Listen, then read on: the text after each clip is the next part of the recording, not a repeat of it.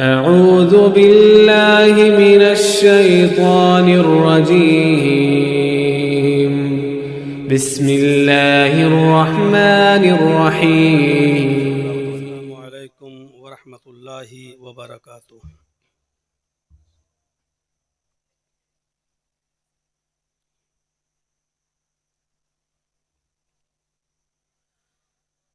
الحمد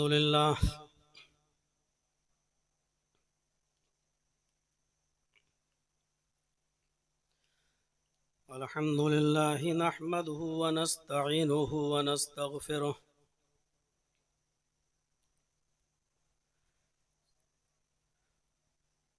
ونعوذ بالله من شرور أنفسنا ومن سيئات أعمالنا.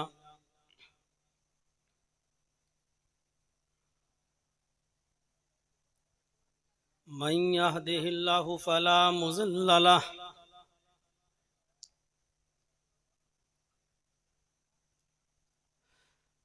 ومن يضلله فلا هادي له.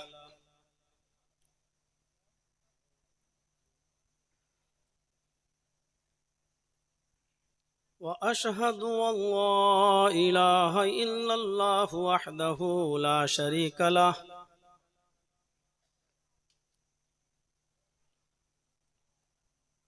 وأشهد أن محمدا عبده ورسوله.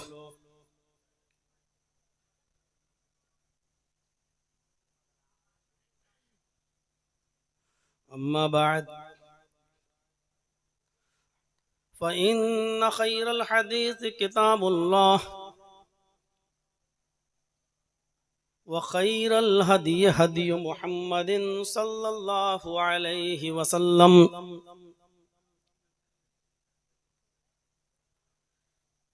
وشر الأمور محدثاتها وكل محدثة بدعة وكل بدعة ضلالة وكل ضلالة في النار.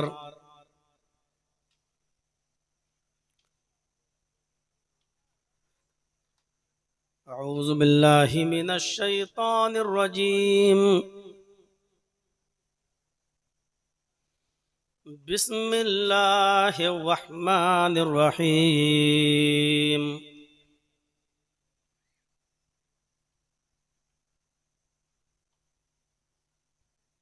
وما هذه الحياة الدنيا إلا متاع الغرور.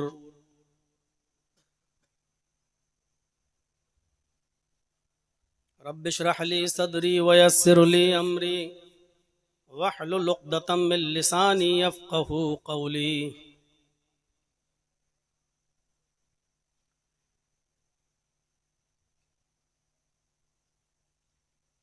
नहायत ही बावकार सदर मोहतरम फ़ज़ीलतुल शेख मोहम्मद जुनैद मक्की हफ़िज़हुल्लाह,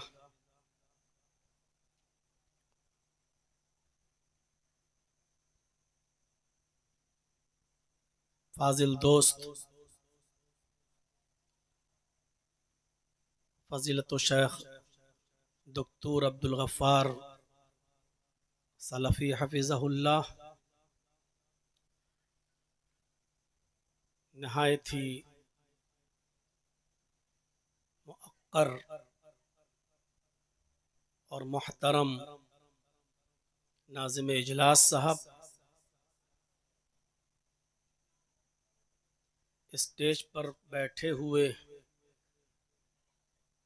इलाके के मुअक्कर उलमाए किराम, बेनीपुर, बनारस और उसके अतराफ़ व अकनाफ से क़ुर्ब व जवार से तशरीफ़ लाए हुए मुअज़्ज़ज़ सामईन हज़रात, पर्दा नशीन इस्लामी ख़वातीन, माँ और बहनों, कौमों मिल्लत के लायक़वर नौजवानों, मुस्तक़बिल के होनहार अज़ीज़ बच्चों, मुझे सही से याद नहीं कि बेनीपुर की इस सरजमीन पर मैं कब आया था, लेकिन इतना याद है कि मैं यहाँ प्रोग्राम कर चुका हूँ। पेशरू खतीब से आपने नबी अकरम सल्लल्लाहु अलैहि वसल्लम की घरेलू ज़िंदगी के मौजू पर बहुत ही पुरमग़ज़ और नहायत ही खूबसूरत तकरीर समाअत फरमाई है। अल्लाह तबारक व तआला हमें अमल करने की तौफीक अता फरमाए। लिस्ट में मेरा भी नाम है। जिस बात का अंदाज़ा था कि इस वक्त टाइम मिलेगा, मैं उसमें गलत नहीं, और जो सोच रहा था वही टाइम हमको मिला भी। इश्तिहार में मेरा मौजू आपने देखा होगा, लेकिन चूंकि मैं उस मौजू पर कई मरतबा बोल चुका हूँ, इसलिए मुझे इस बात की फ़िक्र हुई कि नबी अकरम सल्लल्लाहु अलैहि वसल्लम की मक्की ज़िंदगी और वो भी मुश्किल हालात से भरी हुई ज़िंदगी के मौजू पर कई मरतबा मेरे ख़िताब कई जगहों पर हो चुके हैं, इसलिए मुझे थोड़ा सा मौजू चेंज करना चाहिए। तो इसलिए मैंने अपनी सवाबदीद के मुताबिक, अपनी सहूलत के मुताबिक और मुआशरे की ज़रूरत को देखते हुए जिस मौजू का इंतखाब किया है, वो आयत करीमा मैंने आपके सामने पढ़ दी है। इसमें कोई शक नहीं कि ये दुनिया जिसने बनाई है, दुनिया को चलाने और दुनिया में किस तरीके से रहा जाए, इसके उसूल भी उसी ने बनाए हैं। जब कोई कंपनी कोई गाड़ी निकालती है, तो वही कंपनी उस गाड़ी को चलाने का तरीका भी बताती है, मैनिफेस्टो भी जारी करती है, किताब भी देती है, और ये बताती है कि इस गाड़ी को इस तरीके के मुताबिक चलाया जाए तो ये गाड़ी चलेगी। और अगर आपने हमारे बताए हुए तरीके के मुताबिक इस गाड़ी को नहीं चलाया, तो फिर हमारी कोई गारंटी नहीं। इसी तरीके से अल्लाह तबारक व तआला ने इस दुनिया को बनाया है और हमें इस दुनिया के अंदर पैदा किया है। इस दुनिया को हमें किस हैसियत से देखना है और इस दुनिया से हमें कितना फायदा उठाना है और इस दुनिया को हमें कितनी कदर मंजिलत देनी है और इस दुनिया से हमें कितना बचना है, दोनों चीजें, कितनी अहमियत देनी है ये भी, और इस दुनिया से हमें कितना बचना है, इज्तिनाब करना है, वो भी इस दुनिया के बनाने वाले ने हमें और आपको बता दिया है। इसीलिए जहां ये कहा कि दुनिया की जिंदगी महज धोखे की जिंदगी है, वहीं उसने ये भी कहा कि दुनिया के अंदर बहुत सी भलाइयां और बहुत सी खूबियां भी हैं। इसलिए दुनिया के अंदर रहो तो उन भलाइयों और खूबियों को हासिल भी करो और उसकी दुआ भी मांगो अल्लाह तबारक व तआला से। जो आयत मैंने आपके सामने पढ़ी है, उस आयत के अंदर अल्लाह तबारक व तआला ने फरमाया, देखिए पहले एक जहन बनाया हमारा कि कोई चीज दूर से बड़ी खूबसूरत लगती है या हमारी अक्ल और नजर में बहुत अच्छी होती है, लेकिन जब हम करीब में जाकर झांकते हैं और देखते हैं तो वो चीज हमें बहुत ही बुरी और गलत नजर आती है। और फिर जब हम उस गलती को देखते हैं तो शर्मिंदा होते हैं। मसलन फेसबुक पे बात करते हुए, व्हाट्सएप पर बात करते हुए, किसी लड़की से गुफ्तगू करते हुए ताल्लुक कायम हो गया, शादी का रिश्ता भी चलने लगा, बातचीत भी होने लगी।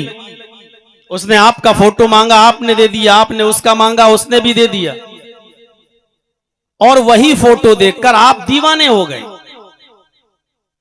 रिश्ता भेज दिया, शादी हुई। शादी के बाद आप अपनी बीवी को देख रहे हैं कि फोटो में हमें जो चीज दिखाई दी ये वैसी तो नहीं है, करीब से देख रहा हूं तो ये तो बहुत ही ज्यादा। अब आप उससे कह रहे हैं साहब, अरे बेगम हमने आपका फोटो मांगा, फोटो में तो कुछ और था। बाद में पता चला कि जो चीज आपको दिख रही थी वो उसकी ओरिजिनल तस्वीर तो थी, लेकिन उसने फिल्टर लगा रखा था। और फिल्टर में तो आप अच्छी तरीके से जानते हैं कि लैला भी बहुत, जो चाहे कितनी काली हो वो भी गोरी हो जाती है। जब आपने उसको करीब से देखा तब आपको पता चला, अरे बाप ये तो क्या हुआ, नजर तो कुछ और आ रहा था और करीब से देखा तो हमारे साथ धोखा हुआ। कुरान बिल्कुल यही मिसाल दे रहा है, वमा हाज़िहिल हयातुद दुनिया इल्ला मताउल गुरूर। दुनिया की जिंदगी तो महज धोखे की जिंदगी है। दुनिया की जिंदगी जो तुम्हें बड़ी चकाचौंध की दिखाई देती है, बड़ी खूबसूरत नजर आती है, बड़ी अच्छी नजर आती है, जिसका दिलकश नजारा तुम्हें छू लेता है, और इस दुनिया के पीछे तुम पड़े रहते हो, इस दुनिया की चाह में अपने आप को भुला देते हो और पीछे पड़े रहते हो। लेकिन जब करीब से हम इस दुनिया को देखते हैं, इस दुनिया की हकीकत की तरफ जाते हैं, तो हमें सिवाय धोखे के कुछ नजर नहीं आता। कुरान की इस आयत को फिर पढ़िए, बार बार पढ़िए और इस दुनिया की चकाचौंध पर नजर डालिए। वमा हाज़िहिल हयातुद दुनिया इल्ला मताउल गुरूर। इस दुनिया की रंगीनियों को देखकर, इस दुनिया की आसाइशों से बाइश को देखकर, ज़ेबो जीनत को देखकर, खूबसूरती को देखकर लोगों धोखा मत खा जाना। तुम्हारे लिए मैं आगाह कर रहा हूं, दुनिया की जिंदगी महज धोखे की जिंदगी है। अब आप जहन बनाएंगे हैं, कुरान कह रहा दुनिया की जिंदगी धोखे की जिंदगी है, तो कुरान तो झूठा नहीं हो सकता है। दुनिया को बिल्कुल तर्क कर देने का हुक्म भी नहीं दिया, छोड़ दो एकदम बैठ जाओ अपने घर में, या घर भी छोड़ दो और चले जाओ जंगलों में, यह भी नहीं कहा। एक जहन बना दिया है इंसान का, देखो जो दूर से तुम्हें दिखाई दे रही है हकीकत में ये वो है नहीं। इसलिए सोच लीजिएगा, गौर कर लीजिएगा इस दुनिया पर। एक और जगह अल्लाह तबारक व तआला ने इसी दुनिया की हैसियत को और उसकी हकीकत को हमारे और आपके सामने रखते हुए फरमाया, या अय्युहन्नासु इन्ना वअदल्लाहि हक़ फला तगुर्रन्नकुमुल हयातुद दुनिया वला यगुर्रन्नकुम बिल्लाहिल गरूर। हाय सारी दुनिया के इंसानों, या मुसलमानों को नहीं कहा, या अय्युहन्नास, हाय सारी दुनिया के लोगों, हाय सारी दुनिया के इंसानों, इन्ना वअदल्लाहि हक़, अल्लाह का वादा बिल्कुल बरहक है। अल्लाह के वादे में कोई कमी नजर नहीं आएगी, अल्लाह के वादे में तुम्हें कोई कदूरत, कोई झूठ, कोई फरेब नजर नहीं आएगा। इन्ना वअदल्लाहि हक़, अल्लाह का वादा बिल्कुल बरहक है, सच्चा है। फला तगुर्रन्नकुमुल हयातुद दुनिया, आए लोगों होशियार रहना, तुम्हें दुनिया की जिंदगी कहीं धोखे में न डाल दे। फला तगुर्रन्नकुमुल हयातुद दुनिया, तुम्हें दुनिया की जिंदगी कहीं धोखे में न डाल दे। वला यगुर्रन्नकुम बिल्लाहिल गरूर, और अल्लाह की जात के सिलसिले में कोई शैतान तुम्हें धोखे में न डाल दे, कोई धोखा देने वाला तुम्हें धोखे में न डाल दे। अल्लाह है ही नहीं, अल्लाह होता तो दिखाई नहीं देता, सब कुछ हो रहा है। इतना जुल्म हो रहा है, इतने सितम हो रहे हैं हमारे ऊपर, आखिर अल्लाह होता तो मजलूम की मदद नहीं करता? कहीं ऐसा ना हो कि कोई धोखा देने वाली जात यानी शैतान कहीं अल्लाह के सिलसिले में तुम्हें धोखे में डाल दे। गौर करो कुरान की इस आयत पर। पहले सारी दुनिया के इंसानों से कहा कि अल्लाह का वादा बरहक है, और अल्लाह से ज्यादा सच्चा कौन हो सकता है? अल्लाह का वादा बरहक है। उसके बाद आगाह कर दिया, फला तगुर्रन्नकुमुल हयातुद दुनिया, दुनिया की जिंदगी को जो तुम देख रहे हो और जिसके पीछे तुम पड़े हो, जो बहुत खूबसूरत तुम्हें नजर आ रही है, इसकी खूबसूरती, इसके हुस्न जमाल तुम्हें कहीं धोखे में न डाल दे, इसका ज़ेबो ज़ीनत तुम्हें धोखे में न डाल दे। एक तो यह है कि इस दुनिया को देखकर तुम धोखे में आ जाओ, और फिर अगर धोखे में आ गए तो कहीं ऐसा ना हो कि फिर अल्लाह की जात के सिलसिले में ही कोई तुमको धोखे में डाल दे। शैतान तो हर वक्त पीछे पड़ा हुआ है, वही है जो अल्लाह की जात के सिलसिले में तुम्हें धोखे में डाल सकता है। तो दूर से जो चीज नजर आए वो हर चमकती हुई चीज सोना नहीं होती है। आप बंबई जाते होंगे, गए होंगे, दूर से बंबई के समुद्र पर नजर डालिएगा तो बंबई के समुद्र के इर्द गिर्द जो रेत और बालू पड़ी होती है, दूर से देखेंगे तो वो भी पानी नजर आती है, पानी, वो बालू भी आपको पानी, आप दूर से देखेंगे तो वो भी आपको समंदर का एक हिस्सा नजर आएगा। जब आप करीब जाएंगे तब पता चलता है अरे ये तो बालू है, पानी नहीं है। जितना आप करीब जाते जा रहे हैं वो बालू नजर आती जा रही है। तो मेरे भाइयों, जिस तरीके से आपको दूर से जो चीज पानी दिखाई दे रही है, करीब जाने के बाद आपको पता चला कि मेरी नजरें धोखा खा गईं, ये पानी नहीं था, ये तो बालू है, ये तो रेत है। इसी तरीके से दुनिया की जिंदगी इंसान को धोखे में न डाल दे, और दुनिया की चमक, दमक, रौनक और इसका हुस्न जमाल इंसान को कहीं धोखे में न डाल दे। जब इसकी हकीकत आप तलाश करोगे तो इस दुनिया से आप नफरत करने लगोगे। हैं, ये चीज अरे ऐसी है, ये है दुनिया की हकीकत। और एक जगह तो अल्लाह तबारक व तआला ने दुनिया की जिंदगी को महज खेल और तमाशा कहा है। वमल हयातुद दुनिया इल्ला लइब व लहब, दुनिया की जिंदगी तो महज खेल है, लहू व लइब है। खेल क्या है? हमसे ज्यादा तो आप अच्छी तरीके से खेल के बारे में जानते हैं।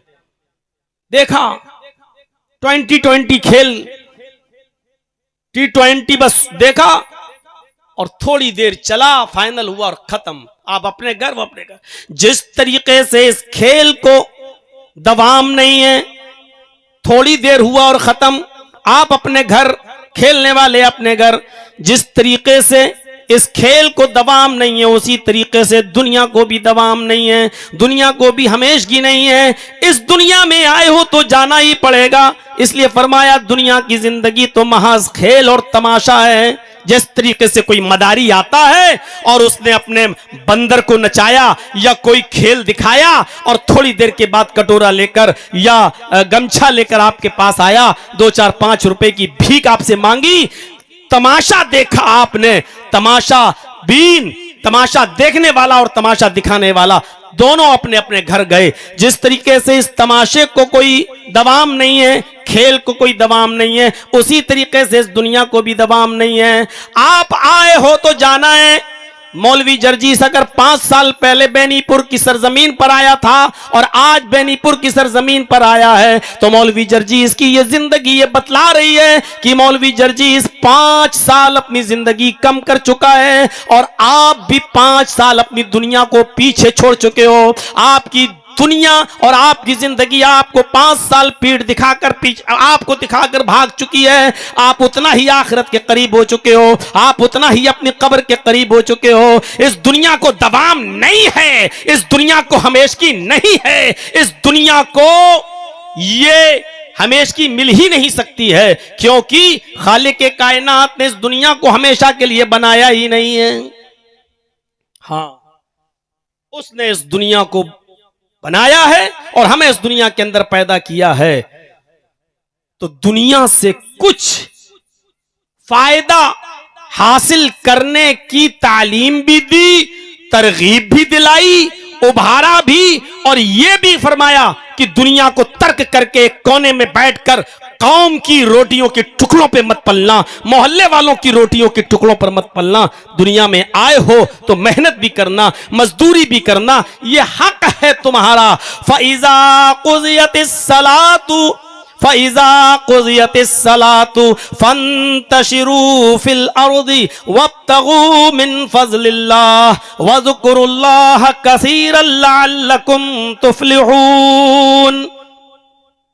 जब जुमे की नमाज अदा कर ली जाए, कितनी जबरदस्त बात कही अल्लाह तबारक व तआला ने।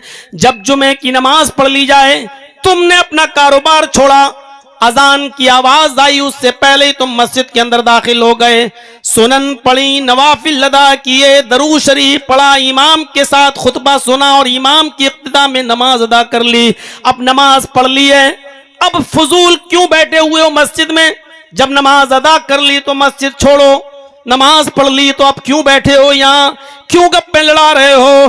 क्यों फजूल बातें कर रहे हो? क्यों बकवास में लगे हो? क्यों अपनी चौधराहट जमा रहे हो? चंद लोगों को इकट्ठा करके अब तुम दुनियावी मशागिल में मसरूफ हो गए हो। नहीं नहीं, अब ये दुनियावी बातों में मसरूफ मत होइए। कुरान कहता है जुमे का दिन बड़ी अहमियत का दिन है, बहुत मुबारक दिन है, लेकिन ये पूरा का पूरा दिन भी तुम्हारे लिए इबादत का मैंने मुतय्यन नहीं किया है। अब तुमने दीन तो हासिल कर लिया, अल्लाह का हक तो अदा कर दिया है, अब दुनिया को तलब भी करो, लेकिन उतना ही जितना मैंने बताया है। इस दुनिया को सर पर मत उठा लेना, इस दुनिया को अपनी छाती पर सवार मत कर लेना, इस दुनिया की मोह में इतना लालच मत कर लेना कि इस दुनिया के पीछे पड़ जाओ। जब नमाज अदा कर ली, फइज़ा क़ुज़ियतिस सलातु, जब नमाज अदा हो गई, फंतशिरू फिल अर्द, तो हमारी बनाई हुई जमीन में फैल जाओ। कानून भी उसी ने बनाया, दुनिया भी उसी ने बनाई, जमीन भी उसी ने बनाई, जमीन में अनाज भी उसी ने पैदा किया, उसने हमें और आपको भी इसी दुनिया में पैदा किया। वही उसूल बता रहा है कि आए मेरे बंदो, जब तुमने नमाज अदा कर ली, मेरी इबादत कर ली, अब दूसरे उसूल पर वो भी मैं ही बना रहा हूं, और वो उसूल यह है कि अब तुम मस्जिद छोड़ो, फंतशिरू फिल अर्ज़, अब तुम मेरी पैदा की हुई जमीन में फैल जाओ, मेरी पैदा की हुई जमीन में मुंतशिर हो जाओ। जहां तक हमारी जमीन फैली हुई है और जहां तक तुम जा सकते हो, तगोदो कर सकते हो, मेहनत व मजदूरी कर सकते हो, करो। फंतशिरू फिल अर्ज़, मेरी जमीन में फैल जाओ। वब्तगू मिन फज़लिल्लाह, अल्लाह का फजल तलाश करो, रिज़्क़ हलाल तलाश करो, रोजी रोटी तलाश करो, हाथ पैर मारो, अपनी बीवी और बच्चों के लिए कमाओ, रिज़्क़ हलाल की तलाश में रहो। इसलिए कि अभी अभी तुम दुआ मांग कर आए हो, अभी अभी नमाज के बाद, नमाज के अंदर तुमने दुआ मांगी है।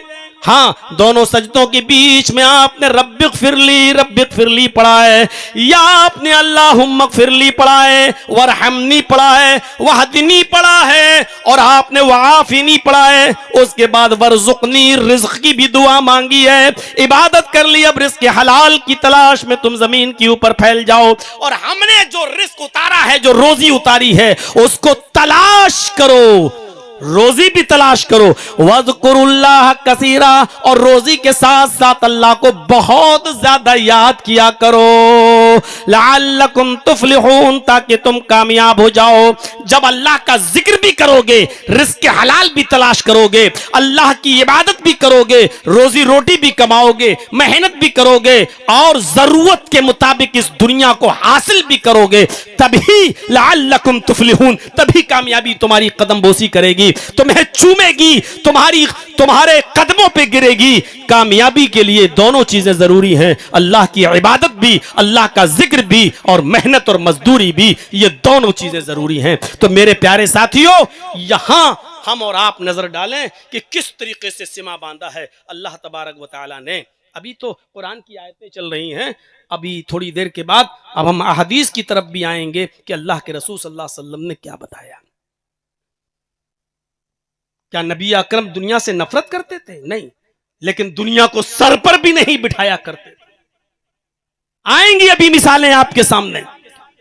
क्या सहाबा किराम दुनिया से कतई ताल्लुक होकर किसी जंगल में चले गए थे अपनी बीवी बच्चों को छोड़कर? नहीं, वो इबादत भी करते थे, नमाजें भी पढ़ते थे और अपने बीवी और बच्चों के लिए कमाया भी करते थे। वो दुनिया को हासिल भी किया करते थे, लेकिन दुनिया को वो सर पर नहीं बिठाया करते थे।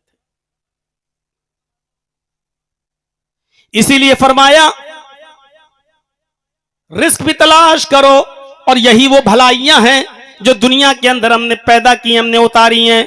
इसलिए उठते बैठते चलते फिरते अल्लाह से तरके दुनिया की दुआ मत करो, बल्कि दुनिया की भलाइयों को तलब करने के लिए उसको पुकारते रहो। बल्कि अल्लाह ने ये दुआ भी सिखला दी, मेरे बंदों मेरी बताई हुई इस दुआ को पढ़ो और पढ़ते रहा करो। रब्बना आतिना फिद दुनिया हसनतन व फिल आखिरति हसनतन व क़िना अज़ाबन नार। रब्बना आतिना फिद दुनिया हसना, आए हमारे रब दुनिया में जो हसन, जो भलाइयां, जो खैर तूने उतारे वो हमें अता फरमा। वफिल आखिरति हसना, आखिरत के अंदर भी तो अच्छाई के साथ साथ बुराई है, अच्छाई जन्नत और बुराई जहन्नम। मेरे भाइयों फरमाया कि तुम दुआ मांगो तो आखिरत के अंदर भलाई की दुआ मांगो, आखिरत में भी तो दुनिया ही में ये दुआ मांगो, अय अल्लाह दुनिया में अच्छाइयां भी हैं और बुराइयां भी हैं, खैर और भलाइयां भी हैं और आफात और मुसीबतें भी हैं। अय अल्लाह हमें दुनिया के अंदर अच्छाइयां और भलाइयां अता फरमा। व फिल आखिरत हसना, आखिरत में भी भलाइयां और बुरी चीज यानी जहन्नम दोनों हैं। इसलिए आखिरत के अंदर भी हमें बुरी चीज से बचा, यानी हमें जन्नत अता फरमा, आखिरत में भी हमें भलाई अता फरमा। वक़िना अज़ाबन नार, और हमें दोज़ख के अजाब से, हमें जहन्नम के अजाब से नजात अता फरमा। यहां नजर डालें, पहली आयत के अंदर अल्लाह रब्बुल आलमीन ने दुनिया की पूरी जिंदगी को कहा धोखा है, मताउल गुरूर, और एक धोखे का सामान है। मैंने जो दूसरी आयत पढ़ी उसमें अल्लाह ने यह कहा कि तुम्हें दुनिया की जिंदगी कहीं धोखे में न डाल दे, फला तगुर्रन्नकुमुल हयातुद दुनिया, धोखे में न डाल दे। और ऐसा ना हो कि यह धोखा इतना बढ़ जाए कि तुम अल्लाह की जात के ताल्लुक से भी धोखे में आ जाओ और शैतान अल्लाह के बारे में भी तुम्हें धोखे में डाल दे। तीसरी आयत मैंने आपके सामने पढ़ी तो उसमें यह बताया गया कि दुनिया की जिंदगी महज खेल और तमाशा है। जैसे खेल और तमाशा बरकरार नहीं रहता है, दुनिया भी बरकरार नहीं रहेगी। चौथी आयत हमने आपके सामने पढ़ी, उसमें यह बताया गया है कि दुनिया के अंदर रहो, हासिल भी करो, दुनिया को तलब भी करो, लेकिन दुनिया में रिस्क भी हासिल करो तो इबादत भी करो। और ये दोनों चीजें, अल्लाह का जिक्र और अल्लाह की इबादत और हुसूल दुनिया, दोनों को जब साथ में लेके चलोगे तो तुम कामयाब हो जाओगे और कामयाबी तुम्हारे कदम चूमेगी। ये तभी मिलेगा जब जिक्र इलाही को, अल्लाह के जिक्र को और हुसूल दुनिया को, दोनों को साथ में लेके चलोगे। और हमने पांचवी आयत के अंदर अल्लाह तबारक व तआला ने यह फरमाया दुनिया में अच्छाइयां भी हैं बुराइयां, लिहाजा दुनिया में अच्छाइयां तलब करते रहो और दुनिया में अच्छाइयों के पीछे पड़ो और उसी को हासिल करने की दुआ भी मांगो। लेकिन दुनिया को तलब तो करो, लेकिन दुनिया को महबूब मत बनाओ। अब गौर से सुनिएगा, इस बात को समझ लीजिएगा। दुनिया को चाहो तो जरूरत के तहत, लेकिन दुनिया को महबूब मत बनाओ, क्योंकि महबूब एक ही होता है, महबूब 10 नहीं होते हैं। उसको कहते हैं छिछोरपना, उसको कहते हैं अय्यारियों मक्कारियों अय्याशी के समाधान और रास्ते। महबूब सिर्फ एक होता है। और आपको याद होगा बुखारी शरीफ की हदीस के मुताबिक अल्लाह के नबी जनाब मोहम्मद रसूलुल्लाह सल्लल्लाहु अलैहि वसल्लम ने हजरत अबू बकर सिद्दीक के ताल्लुक से क्या फरमाया था, वो हदीस उठाइए। अल्लाह के नबी जनाब मोहम्मद रसूलुल्लाह सल्लल्लाहु अलैहि वसल्लम फरमाया करते थे, और आपने फरमाया लौ कुन्तु मुत्तखिज़न खलीलन लत्तखज़तु अबा बकरिन खलीला। अगर मैं दुनिया में किसी को खलील बनाता, महबूब, अगर मैं दुनिया में किसी को खलील बनाता, महबूब बनाता, तो मैं किसको बनाता? नबी अकरम जनाब मोहम्मद रसूलुल्लाह सल्लल्लाहु अलैहि वसल्लम ने फरमाया लत्तखज़तु अबा बकरिन खलीला, तो मैं अबू बकर को खलील बनाता, अबू बकर को महबूब बनाता। ये खलील का लफ्ज भी बड़ा अजीब है। लोग समझते हैं खलील का मतलब दोस्त है, लेकिन नहीं, खलील ये खिलाल से मुश्तक है। कहते नहीं खिलाल कर लिया, ये खिलाल क्या होता है? कभी कभी आपने अच्छी खासी दावत खाई हो, मौलवियों वाली दावत, अच्छी खासी दावत खाई हो, चिकन मटन सब कुछ रहा हो, तो आप खिलाल पर नजर जरूर डालते हैं, क्योंकि उस वक्त आदमी बड़ी बदएहतियाती से खाता है, क्योंकि वो अपने बाप का माल तो होता नहीं है, इसलिए बड़ी बदएहतियाती से खाता है, तो दांत में कुछ न कुछ फंस ही जाता है। वैसे घर में भी फंस जाता है, ये नहीं कह रहे हैं। जब फंस जाता है तो खिलाल मांगता है, क्योंकि वो चीज जो फंस गई है वो अब आसानी से नहीं निकल रही है। अब लाओ खिलाल। कभी कभी वो खिलाल लकड़ी वाला है तो वो भी टूट जाता है, लेकिन रेशा नहीं निकलता। यानी इतनी अजीब, जो इतना मजबूती से फंस जाए, जो आसानी से न निकले, तब खिलाल की जरूरत पड़ती है। गले में कोई चीज खाते खाते फंस गई, अब ना बाहर आ रही है ना अंदर, अब आप अंदर उंगली डालना, फंसी हुई चीज या तो बाहर ही आ जाए या अंदर ही चली जाए, यह है खिलाल। यानी कोई चीज फंस जाए जो आसानी से ना निकल सके, किसी के भी खींचने से ना खींचे, किसी के भी निकालने से ना निकले, ऐसी चीज को कहते हैं खिल्लत, और उसी से बना है खलील। आए अबू बकर, अल्लाह ने मुझे खलील बना लिया है। अगर अल्लाह ने मुझे खलील ना बनाया होता तो ऐसी मजबूत दोस्ती, ऐसी मजबूत मोहब्बत मैं तुमसे करता। लौ कुन्तु मुत्तखिज़न खलीलन लत्तखज़तु अबा बकरिन खलीला। अगर मुझे अल्लाह ने खलील ना बनाया होता तो फिर मैं आपको, अबू बकर को अपना खलील बनाता। मेरे भाइयों, वो अबू बकर जिनके बारे में अल्लाह के नबी सल्लल्लाहु अलैहि वसल्लम ने फरमाया कि मैंने सबका एहसान अदा कर दिया, लेकिन अबू बकर का एहसान अदा नहीं किया।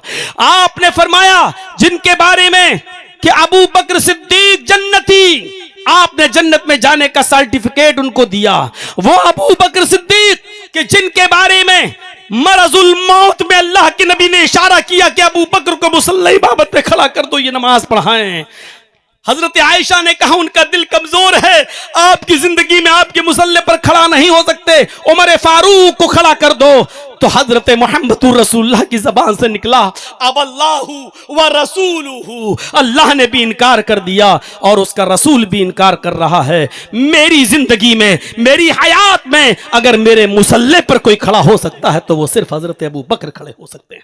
जरा तसव्वुर करो, इतना बड़ा मकाम, इतना बड़ा दर्जा कि आपने कहा मैं कब्र से उठूंगा तो अबू बकर मेरे साथ होंगे। मैं गया, अबू बकर मेरे साथ थे। मैं किसी के घर में दाखिल हुआ तो अबू बकर मेरे साथ थे। मैं निकला तो अबू बकर मेरे साथ थे। मैं कब्र से उठूंगा तो अबू बकर मेरे साथ होंगे। मैं जन्नत में दाखिल होऊंगा तो अबू बकर मेरे साथ होंगे। मैं जन्नत में, मैं मैदान महशर में हौज़े कौसर पे पानी पिलाऊंगा तो अबू बकर मेरे साथ होंगे। इतना गहरा ताल्लुक होने के बावजूद क्या कह रहे हैं?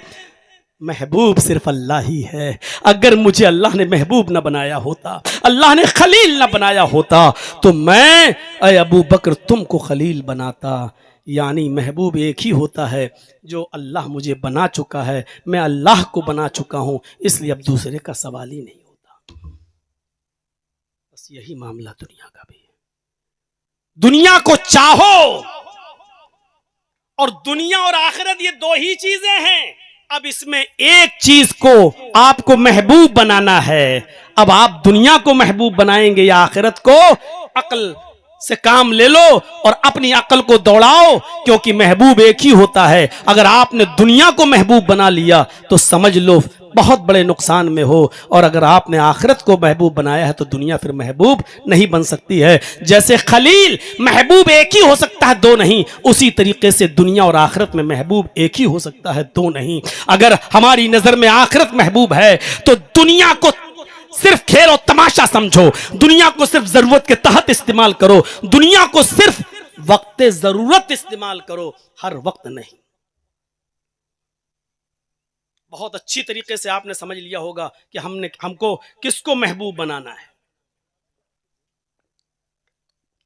इसलिए नबी अकरम सल्लल्लाहु अलैहि वसल्लम ने फरमाया,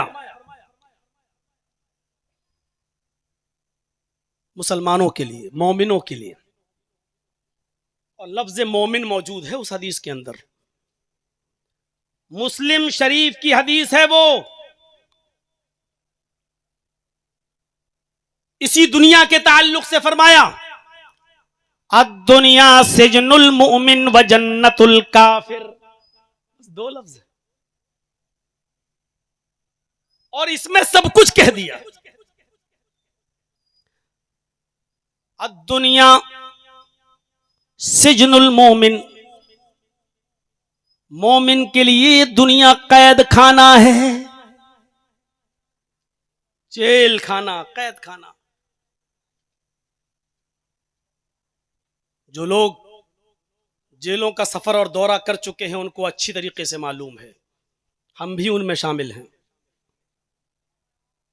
दुनिया सिजनुल मोमिन, इस हदीस का सही माना वही समझ सकता है जिसने जेल की सऊबतें और दुश्वारियां परेशान की, वो समझ सकता है कि इस दुनिया को अल्लाह के रसूल क्या कहना चाह रहे हैं। दुनिया सिजनुल मोमिन, और दूसरे लफ्ज पर गौर कीजिए, बहुत मौलवियों से सुनते हैं जन्नत, जन्नत के ऐशो आराम, जन्नत की नहरें, जन्नत के मेवे, जन्नत के फल, और इनसे ज्यादा लुत्फ अंदोज होते हैं जन्नत की हूरों का तस्करा सुन सुनकर। हमारे जहन में बैठी हुई है, और जन्नत की नेमतों का असल तसव्वुर तो हमारा दिमाग कर ही नहीं सकता। हमारे पास उतना दिमाग है ही नहीं कि जन्नत की नेमतों का सही तसव्वुर कर सके। हमारी आंखों में वो ताकत है ही नहीं जो जन्नत की नेमतें देख सके। फरमाया जन्नत में ऐसी नेमतें होंगी तुम्हारी आंखों ने देखा नहीं होगा, तुम्हारे कानों ने सुना नहीं होगा, तुम्हारे दिमागों जहनों में उन नेमतों का कभी तसव्वुर भी नहीं गया होगा। इंसान के छोटा सा दिमाग, इंसान की महदूद नजर, इंसान के महदूद कानों की समाअत जन्नत की नेमतों के बारे में न तो सुन सकती है, न एहसास कर सकती है, न दिमाग में सोच सकती है। बस थोड़ा सा सुन लो, नहरें ऐसी होंगी, पानी ऐसा होगा, इतना मीठा होगा, इतनी बड़ी जन्नत होगी कि एक मामूली जन्नती इंसान को जिसने सबसे कम नेकियां की होंगी और जन्नत मिल गई होगी तो उसको भी इतनी जगह मिलेगी कि वो एक घोड़े पर बैठकर सफर करे तो 100 साल के बाद घोड़ा जहां रुकेगा नॉन स्टॉप चलने के बाद जहां रुकेगा, इतनी जगह होगी उस आदमी के लिए जिसने दुनिया में सबसे कम नेकियां की होंगी और वो जन्नत में चला गया होगा। बस तसव्वुर करते रहो। अब तसव्वुर ये भी करो कि एक घोड़े पर हम आज बैठे और 100 साल तक दौड़ता रहे और चलता रहे और कहीं ना रुके, न खाने के लिए, न पीने के लिए, न पेशाब के लिए, न लैट्रिन और बाथरूम के लिए। 100 साल के बाद कहां रुकेगा वो, कितनी, और ये एक इंसान को, एक मोमिन को इतनी जगह मिलेगी। मेरे भाइयों जरा तसव्वुर करें, आप, हमारा दिमाग काम नहीं कर सकता है कि फिर सबसे आला दर्जे के मोमिन को क्या मकाम मिलेगा, कितनी बड़ी होगी जन्नत, हमारा जहन काम ही नहीं कर सकता, ना वहां तक पहुंच सकता है। लेकिन सुनो, अल्लाह कहता है जन्नतुल काफिर, ये दुनिया काफिरों के लिए जन्नत है।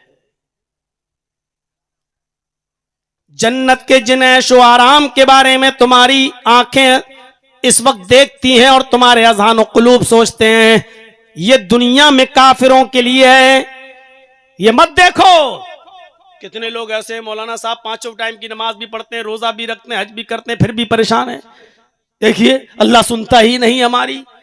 इस हदीस पर गौर करो, देखो काफिरों को क्या मिल रहा है। अरे अल्लामा इकबाल ने भी तो यही शिकवा किया था, काफिरों को मिले, काफिर को मिले हूर कुसूर और मुसलमान को फकत वादे हूर। यानी अल्लाह ये तेरा कैसा इंसाफ है कि काफिर को तो इस दुनिया में हूर कुसूर यानी खूबसूरत लड़की भी मिल जाए, बीवी भी मिल जाए, बेहतरीन और आलीशान मकान भी मिल जाए, बिल्डिंग भी मिल जाए, बंगलो भी मिल जाए, और मुसलमान को क्या, मरोगे तो हूर मिलेगी, मुसलमान को फकत वादे हूर। अल्लामा इकबाल ने शिकवा में ये बात कही, फिर जवाबे शिकवा में इसका जवाब भी दिया, मुस्लिम आई हुआ काफिर तो मिले हूरो कसूर। मुस्लिम आई हुआ काफिर यानी इस्लाम के जो कानून हैं उसको जब काफिरों ने अपनाया तो उसको इस दुनिया ही में जन्नत मिल गई, इस दुनिया में हूरो कसूर मिल गए। मुस्लिम आई हुआ काफिर तो मिले हूरो कसूर, तुम में कोई हूरों का चाहने वाला ही नहीं, जलवे तूर तो मौजूद है मगर मूसा ही नहीं। मेरे भाइयों, दुनिया सिजनुल मोमिन के लफ्ज़ पर गौर करो। ये दुनिया मोमिन के लिए कैद खाना है। मुसलमानों, ये अल्लाह की बहुत बड़ी नेमत है जो उसने हमें और आपको ईमान की दौलत से माला माल किया है। ये अल्लाह की बहुत बड़ी दौलत है कि उसने हमें ईमान की दौलत से माला माल किया है। हम मोमिन हैं। अब हम समझ लें कि मोमिन है तो फिर सुन लो, जिस तरीके से कैद खाने के अंदर, जिस तरीके से जेल खाने के अंदर, जिस तरीके से हमारे ऊपर परेशानियां आती हैं, आपको भी इस दुनिया में परेशानियां उठाना पड़ेंगी, आपको भी मुसीबतों के पहाड़ अपने सरों पर झेलना पड़ेंगे। अगर इस दुनिया को कैद खाना समझकर इस दुनिया में रहना पसंद करते हो तो मोमिन कहलाओ। अगर मोमिन बनना चाहते हो तो इस दुनिया को कैद खाना समझ लो और कैद की तरह, जेल की तरह परेशानियां उठाने की आदत डालो, तब तो तुम अपने ईमान को बचा सकते हो, वरना बहुत मुश्किल है। इस दुनिया को फिर आप सही तरीके से नहीं पा सकते हो। फिर तो यही होगा, परेशानी कौन उठाए, इतनी ऐशो आराम की चीजें हैं, क्या परेशानी उठाएंगे। एसी चल रही है, ठंडी हवा आ रही है, सख्त गर्मी है बाहर, है 50 क्रॉस कर चुकी है गर्मी। अब हम कैसे जाएं जोहर की नमाज पढ़ने के लिए, धूप में हम कैसा चलें। अब आपको परेशानियां उठाना पड़ेंगी। ये सोच लीजिए कि जेल के अंदर हमें एसी नहीं मिलता है, एयर कंडीशन नहीं मिलता है, वहां पंखे भी ऐसे ही होते हैं मामूली अंदाज के, और वो भी अगर खराब हो जाए तो कैदी लोग अपने चंदे से पंखा लगाएं। आपको जेल खाने की तरफ से कोई पंखा नहीं लगाया जाएगा। चंद कैदी मिल जाएं तो पैसा जमा करके अपना पंखा लगा लें। अब बाहर में एसी में रहते थे, लेकिन जेल में अब तुम्हें कैद खाने के अंदर हो। अब एसी का तसव्वुर मत करो, यहां अजान की आवाज आ रही है, सख्त गर्मी पड़ रही है, एसी की ठंडी हवाओं में लेटे हुए हो, आवाज आती है हय्या अलस सलाह। अगर ईमान तुम्हारे अंदर है तो इस जिंदगी को और इस दुनिया को कैद खाना तसव्वुर कर लो। थोड़ी देर के लिए एसी की ठंडी हवा को छोड़ो, अपने सर पे गमछा बांधो, सख्त लुओ लपट के अंदर तुम निकलो, चंद कदम मस्जिद की तरफ बढ़ो। हर कदम पर अल्लाह रब्बुल आलमीन एक नेकी देगा, हर कदम पर तुम्हारे गुनाह को माफ भी करता जाएगा। मेरे भाइयों, अब कैद खाना तसव्वुर करते हुए परेशानियां उठाकर तुम मस्जिद की तरफ आओ। ये दुनिया मोमिन के लिए ऐसे ही कैद खाना है। अगर मोमिन ने इस दुनिया को इस तरीके का कैद खाना नहीं समझा तो फिर समझ लो कि वो मोमिन नहीं है, उसके अंदर ईमान की रमक चमक बाकी नहीं रह गई है। फजर की अजान हो रही है, सख्त ठंडी रात है, बाहर कोहरा छाया हुआ है, कंबल और ब्लैंकेट या लिहाफ ओढ़कर हम सो रहे हैं। हम लिहाफ के ऊपर से सर भी नहीं खोलते, लिहाफ सर के ऊपर से भी हटाने के लिए तैयार नहीं है। ऐसे ही में आवाज आती है अस्सलातु खैरुम मिनन नौम, नींद से बेहतर नमाज है, उठ जाओ। अब थोड़ी देर के लिए इस दुनिया को कैद खाना तसव्वुर कर लो। चाहे कितनी सर्दी पड़ती हो, आपको 4:30 या 5 बजे जेल में उठा दिया जाएगा, आपको गिनती के लिए बाहर खड़ा किया जाएगा, आपको कंबल ओढ़ के जाना हो, चादर ओढ़ के जाना हो, लेकिन अपना कंबल छोड़कर, अपना रूम छोड़कर, अपना सब कुछ छोड़कर आपको गिनती के लिए वहां हाजिर होना पड़ेगा। वहां आपको किसी की नहीं चलती है, वहां आपको हाजिरी देना ही देना पड़ती है। बस इस दुनिया को भी कैद खाना तसव्वुर कर लो। अपना घर मकान छोड़कर, अपनी बिल्डिंग छोड़कर, अपना लिहाफ कुर्बान करके मस्जिद की तरफ चले जाओ। ये दुनिया इसी तरीके का कैद खाना है मोमिन के लिए। अगर आप मोमिन हैं तो ये तौबत तो बर्दाश्त करनी पड़ेगी, ये तकलीफ तो बर्दाश्त करना पड़ेगी, तभी ईमान अगर बचा सकते हो तो। और अगर नहीं बचाना चाहो तो जाओ, लगाओ गोता किसी अय्याशी और मक्कारी के मकाम पर और फ्री में जहन्नम का टिकट खरीद लो। बहुत आसान है मेरे भाई, जो जहन्नम कदम कदम पर इस दुनिया में मौजूद है, इसलिए कि ये दुनिया काफिर के लिए जन्नत है, मोमिन के लिए कैद खाना है। इन दो जुमलों में कितनी बड़ी बात कह दी नबी अकरम जनाब मोहम्मद रसूलुल्लाह सल्लल्लाहु अलैहि वसल्लम ने। अद्दुनिया सिजनुल मोमिन व जन्नतुल काफिर।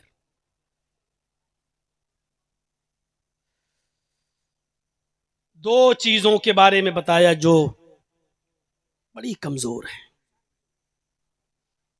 बुखारी शरीफ की हदीस है ये, नबी अकरम सल्लल्लाहु अलैहि वसल्लम ने फरमाया, गौर कीजिएगा, यहरमु बुनु आदम व यशिब्बु मिन हुस्नतान। आदमी बूढ़ा होता जाता है और उसकी दो ख्वाहिशें जवान होती जाती।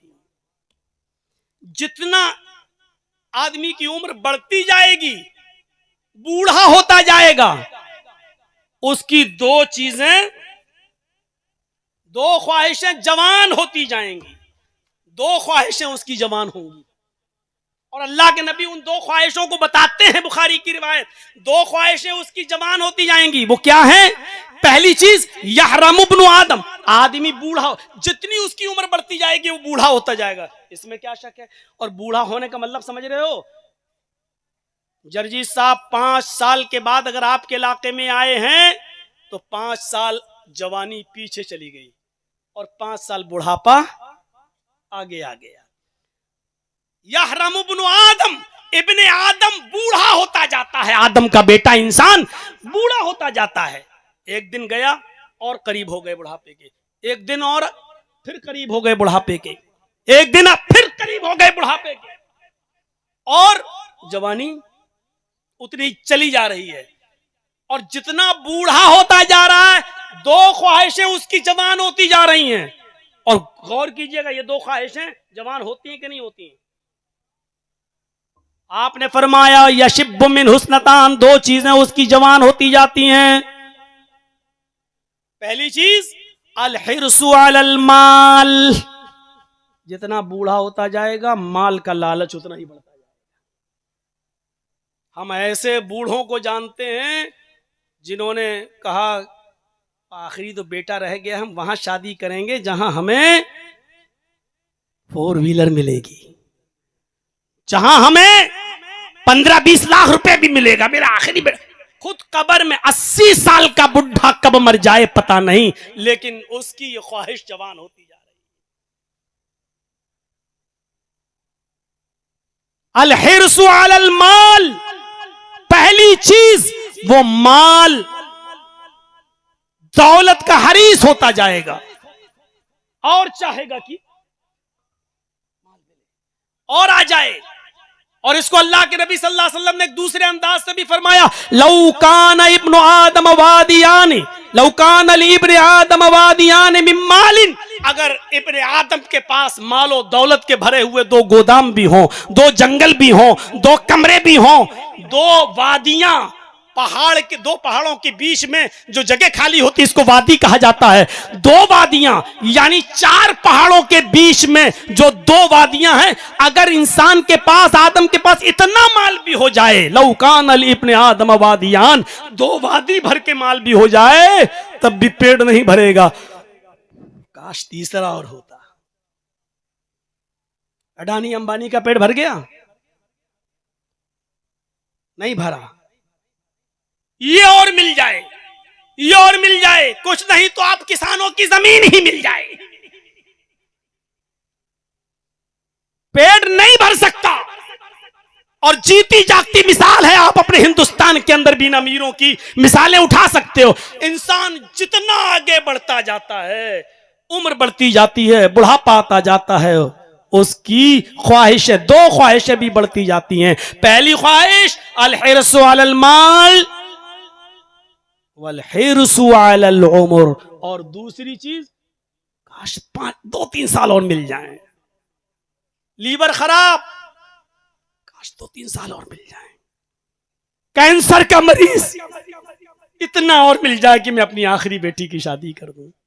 छोटी है वो 12 साल की, 13 साल की, अभी 18 साल होने में उसको 5 साल 6 साल हैं हिंदुस्तान के कानून के मुताबिक।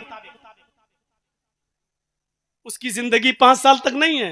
डॉक्टर कह चुके हैं बस खिदमत करो, जो खाने को बोले खिलाओ। अब वो 15-20 दिन और जिएगा। इस मरने वाले की, इस उम्र रसीदा की मेरे भाइयों ख्वाहिश होगी थोड़ी सी उम्र और मिल जाए।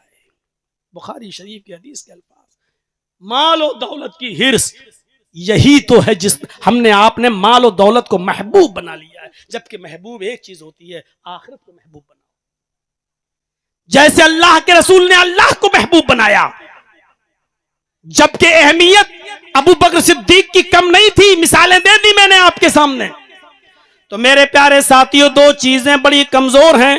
क्या है? माल और दौलत की हिर्स और उम्र की हिर्स। एक और हदीस दिल चाहता सुनाऊं। यह हदीस भी मेरे भाइयों बुखारी शरीफ के अंदर आपको मिलेगी।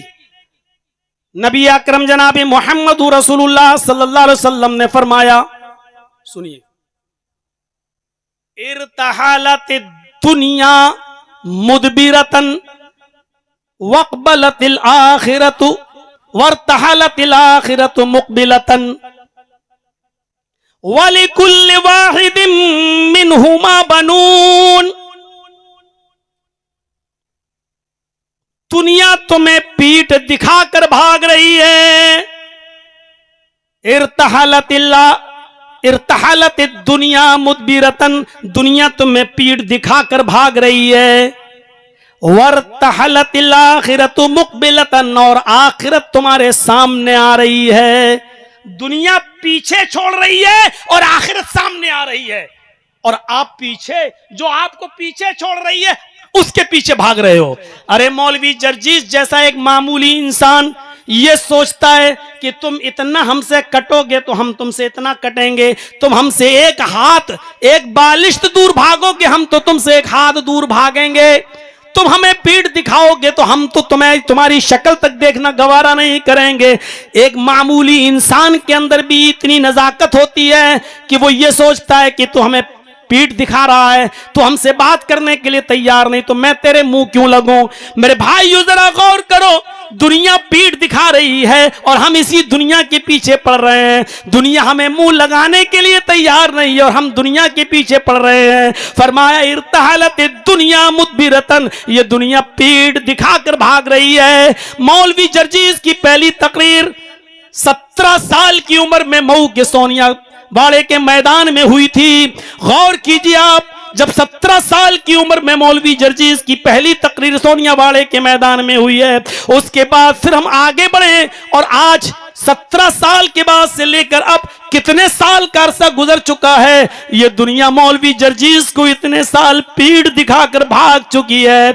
जिन लोगों ने सोनिया बाड़े की तकरीर उतने साल पहले सुनी थी, आज उनका हाल क्या है। कितने बच्चों के वो बाप बन चुके हैं और कितनी बेटियों की वो शादी करा के नाना भी बन चुके हैं, दादा भी बन चुके हैं। मेरे भाइयों, दुनिया उनको इतना ही पीठ दिखा चुकी है, लेकिन इसके बावजूद हम उसी दुनिया के पीछे पड़े हुए हैं। जो दुनिया हमें पीठ दिखा रही है, हमसे भागना चाहती है और हम उसी के पीछे पड़े हुए हैं। वर्तहलतिल आखिरतु मुक़बिलतन, और आखिरत हमारे सामने आ रही है। जितना हम दुनिया पीठ दिखा के भाग रही है, उतना ही आखिरत हमारे करीब आ रही है। यानी आज अगर मैं 45 साल की उम्र का हूं तो इसका मतलब यह हुआ है कि अब अपनी जिंदगी के 45 साल मैं कम कर चुका हूं और आखिरत अब हमारे उतने ही करीब है। अल्लाह के नबी ने फरमाया, जिस इंसान की मौत आ गई, जो कब्र में दाखिल हो गया, समझ लो उसकी कयामत शुरू हो गई। अब आप अंदाजा लगा सकते हैं कि मरने के बाद गोया कि आखिरत का सफर शुरू हो गया है। तो आखिरत हमारे करीब है, और जो चीज हमारे करीब है हम उसको नहीं देख रहे हैं, और जो चीज पीठ दिखाकर भाग रही है, पीछे की तरफ हमसे पीछा छुड़ा के जा रही है, और हम उसी के दीवाने बने हुए हैं। इसीलिए अल्लाह के नबी ने फरमाया, फिर से सुनो, इर्तहलत दुनिया मुदबिरतन, दुनिया तुम्हें पीठ दिखाकर भाग रही है। वर्तहलतिल आखिरतु मुक़बिलतन, और आखिरत तुम्हारे सामने सीना तान करा रही है। वलिकुल्लि वाहिदतिन मिनहुमा बनून, दुनिया और आखिरत दोनों में से हर एक की औलादें, हर एक के बच्चे हैं। दुनिया की भी औलादें, आखिरत की भी औलादें। दुनिया के भी बेटे हैं, आखिरत के भी बेटे हैं। दुनिया के भी बच्चे हैं, आखिरत के भी बच्चे हैं। कूनू मिन अबनाइल आखिरा वला तकूनू मिन अबनाइद दुनिया। अल्लाह के नबी फरमाते हैं, लोगों आखिरत के बेटे बनो, दुनिया की औलाद मत बनो। आखिरत के बच्चे बनो, आखिरत के बेटे बनो, दुनिया की औलाद में शामिल मत हो जाओ। दुनिया के बेटा मत बनो। यानी औलाद भी दो किस्म की होती है, एक आवारा नालायक और एक फर्माबरदार। हर आदमी चाहता है कि मेरी औलाद फर्माबरदार हो, तो यही तो कहा जाएगा फर्माबरदार बनो, ना फरमान मत बनो। इसी तरीके से अल्लाह के नबी कहते हैं आखिरत की औलाद बनो, क्योंकि वो नेक है। वला तकूनु मिन अबनाइल वला तकूनु मिन अबनाइद दुनिया। तुम दुनिया के बेटे मत बनो, दुनिया की औलाद मत बनो, इसलिए कि ये तुम्हें नाकारा बना देगी, ये तुम्हें अय्याशी के रास्ते पे ले जाएगी, तुम्हारा सब कुछ बेड़ा गर्क कर देगी। क्या बेहतरीन मिसाल देकर जनाबे मोहम्मद रसूलुल्लाह सल्लल्लाहु अलैहि वसल्लम ने हमें और आपको समझाया है। हम गौर करें दुनिया की जिंदगी की मिसाल पर। अभी आए बताता हूं कि कितनी दुनिया चाहिए हमें, दुनिया की मिसाल क्या है। मिसाल सुनेंगे तो सोचने पर मजबूर होंगे कि आप की बात तो सही है। हर आदमी कहेगा कि हाँ मिसाल। मेरे भाइयों आप आगे तो आइए, चलते तो जाइए, पहले थोड़ी सी हदीस तो सुन लीजिए एक दो और। दो अजीम फितनों से भी मोहम्मद रसूलुल्लाह ने हमें रोका है। दो अजीम फितनों से भी अल्लाह के नबी ने हमें मना किया है। उन अजीम फितनों में दुनिया भी एक अजीम फितना है। मुस्लिम शरीफ की रिवायत, अल्लाह के नबी फरमाते हैं कि इन्न दुनिया हुल्वतुन खज़िरतुन व अन्नल्लाह मुस्तखलिफुकुम फीहा। क्या बेहतरीन मिसाल दी है। लोगों ये दुनिया बड़ी मीठी है, लगती है मीठी। अभी देख लीजिए हमारे लखनऊ में टाकीज में फिल्म हॉल पर एक फिल्म लगी थी चंद दिनों के लिए, स्त्री ऐसी नाम है उसका, स्त्री है, स्त्री 2। मुसलमानों टोपी वाले लोग जिनसे हमारे दुआ सलाम उठना बैठना जिनके साथ, ऐसे बेगैरत लोगों तक ने उस फिल्म को नहीं छोड़ा वहां जाके। और एक गाने के चक्कर में, बस एक गाना सुनने के चक्कर में उन्होंने ऐसे ऐसे लोग थे कि जो 20-20 लोगों को ले गए। मैं टिकट दे रहा हूं, चलिए। कितनी अच्छी लगती है दुनिया, दूर से कितनी मीठी नजर आती है ये दुनिया। इन्न दुनिया हुल्वतुन खज़िरतुन, ये दुनिया मीठी है। खज़िरतुन सरसब्ज़ शादाब है, हरी भरी नजर। वो अन्नल्लाह मुस्तखलिफुकुम फीहा, और अल्लाह ने तुम्हें इस दुनिया में अपना जानशीन बनाया, अपना खलीफा बनाया। तुमको इस दुनिया में अल्लाह ने अपना जानशीन बनाया है, अपना खलीफा बनाया है। वही अल्लाह इस दुनिया में हमें अपना खलीफा बनाने के बाद कहता है दुनिया बड़ी मीठी है, बड़ी हरी भरी है, लेकिन लोगों दुनिया के अंदर ये दो चीजें बड़ी खराब हैं।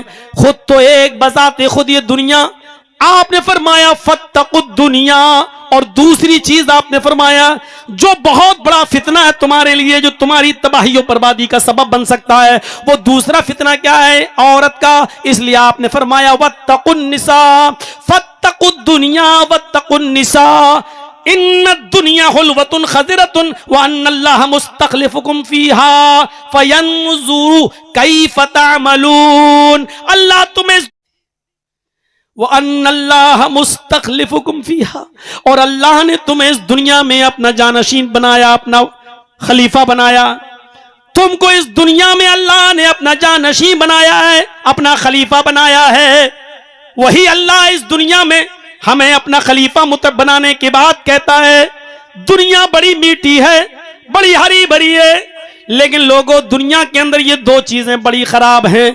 खुद तो एक बजाते खुद ये दुनिया आपने फरमाया फत्तकुद दुनिया, और दूसरी चीज आपने फरमाया जो बहुत बड़ा फितना है तुम्हारे लिए, जो तुम्हारी तबाही और बर्बादी का सबब बन सकता है, वो दूसरा फितना क्या है? औरत का। इसलिए आपने फरमाया वत्तकुन निसा, फत्तकुद दुनिया वत्तकुन निसा, इन्न दुनिया हुल्वतुन खज़िरतुन व अन्नल्लाह मुस्तखलिफुकुम फीहा फयंजुरु कैफ तअमलून। अल्लाह तुम्हें इस दुनिया में अपना खलीफा बनाता है ताकि देखे कि कौन अच्छा अमल करता है, कौन कैसा अमल करता है। फत्तकुद दुनिया वत्तकुन निसा, आए लोगों दुनिया से बचे रहना, आए लोगों दुनिया से इज्तिनाब करना, वत्तकुन निसा, और औरतों से बचना।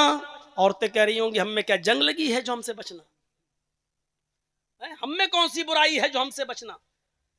अरे जो तुम सोच रही हो, नबी अकरम की भी बीवी थी खदीजा, जो नबी पर अपनी जान छिड़कती थी। नबी की बीवी आयशा भी थी जो उम्र में बहुत कम थी, लेकिन वो भी नबी अकरम पर अपना जान छिड़कती थी। मेरे साथियों जरा तसव्वुर करो, एक मर्तबा आप आयशा की ऊंट के अलावा दूसरे की ऊंट पर सवार हो गए और चले गए। हजरत आयशा को ये समझ नहीं पाए कि ये किसका ऊंट है, बुखारी की रिवायत के मुताबिक। और जब हजरत आयशा को पता चला कि मेरा ऊंट समझकर अल्लाह के नबी मेरी दूसरी सौतन की ऊंट पर बैठकर चले गए, आपको पता नहीं चल सका। इतनी देर की जुदाई हजरत आयशा बर्दाश्त नहीं कर सकी। एक बियाबान खेत में जाती हैं, घास में जाती हैं और अपना पैर इस खिर घास में डाल देती हैं और कहती हैं आए मेरे परवरदिगार सल्लित अलैया करबन, आए अल्लाह कोई बिच्छू इस खेत के अंदर मुसल्लत फरमा दे, तल दिगुनी, जो मुझे डस ले, जो मुझे काट ले, मैं उसके जहर से मर जाना पसंद कर लूंगी, लेकिन नबी अकरम की ये जुदाई बर्दाश्त नहीं कर सकती।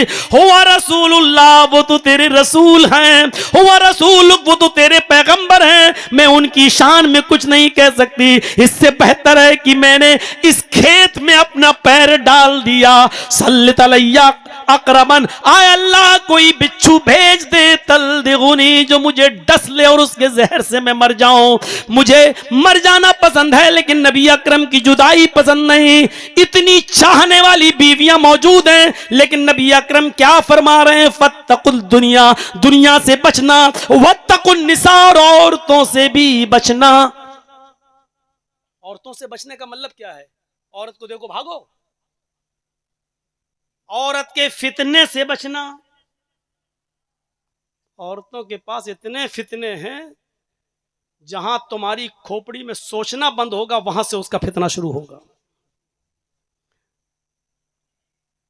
और रोने में तो इतना माहिर होती है कि बड़े से बड़े पहलवान चित हो जाते, जरूर इस पर जुल्म हुआ होगा बेचारी पर। उसका एक आंसू सैलाब ले आता है। बड़े बड़े पंचायत में बैठने वाले लोग डर जाते हैं, अगर वो रोना शुरू कर दे, आंसू बहाना शुरू कर दे, तो लगता है कि दुनिया की सबसे मजलूम हस्ती यही है जो सामने बैठी हुई है।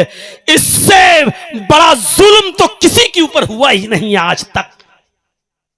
लेकिन अल्लाह के नबी कहते हैं फत्तकुद दुनिया वत्तकुन निसा, दुनिया से बचना मतलब दुनिया के फितनों से बचना, और वत्तकुन निसा, औरत से बचना नहीं, औरतों के फितने से बचना। फिर आपने एक मिसाल दी, फ़इन्ना अव्वल फितनत बनी इसराइल कानत फिन निसा, तुमसे पहले भी एक कौम थी बनी इसराइल की, उस बनी इसराइल की वो कौम को भी औरत के फितने ने तबाह किया है।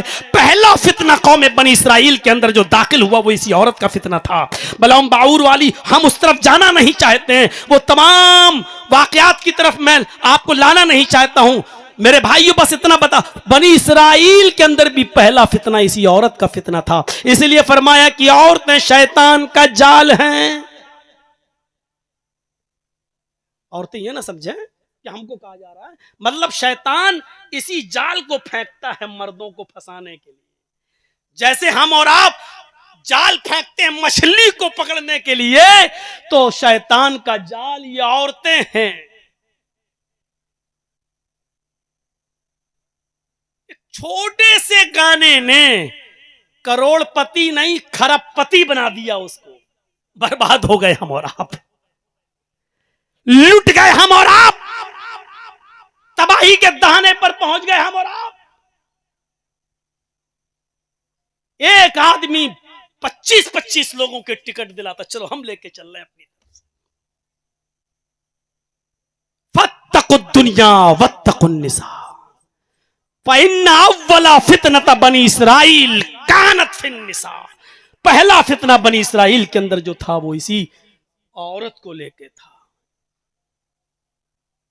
यही दुनिया की मोहब्बत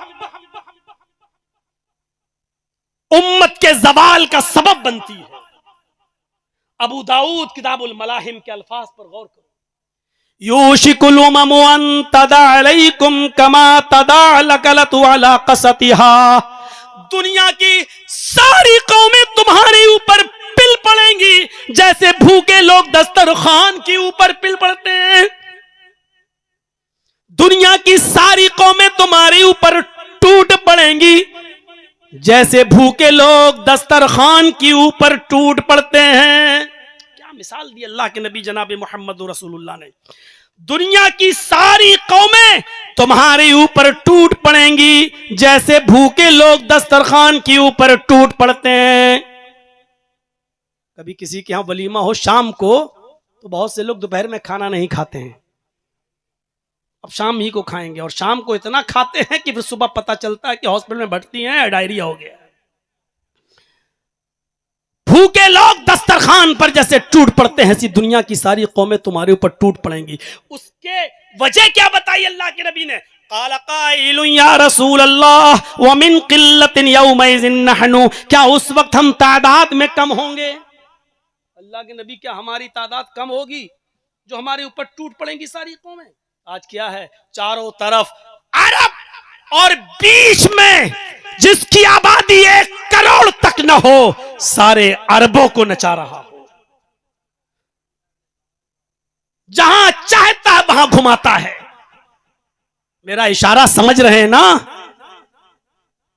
इससे खुल के और नहीं बोलूंगा, वरना पता चला कि चौका घाट में फिर आप मिलने आए हमसे।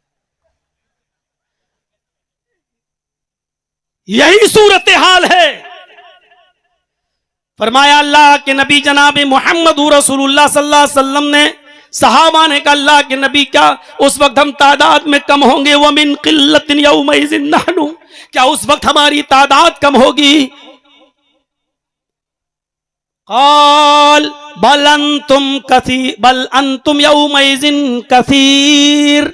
नहीं, तुम तादाद में कम नहीं होगे, बल्कि तुम्हारी तादाद तो बहुत ज्यादा होगी, बहुत ज्यादा। 1 अरब से ज्यादा है हमारी तादाद पूरी दुनिया में जोड़ा जाए तो।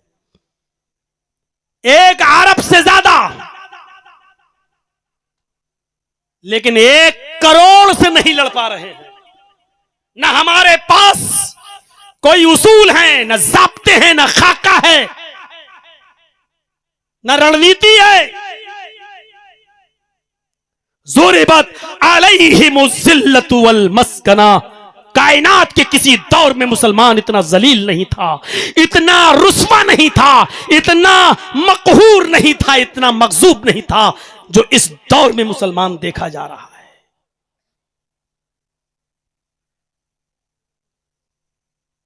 उस वक्त तादाद में तुम कम नहीं होगे, तुम्हारी तादाद बहुत ज्यादा होगी। फिर वजह क्या होगी अल्लाह के नबी? फिर हमारे ऊपर दुनिया की सारी कौमें क्यों टूट पड़ेंगी? हमें क्यों नचाएंगी? हमें क्यों खा जाएंगी? हमें क्यों इस्तेमाल करेंगी?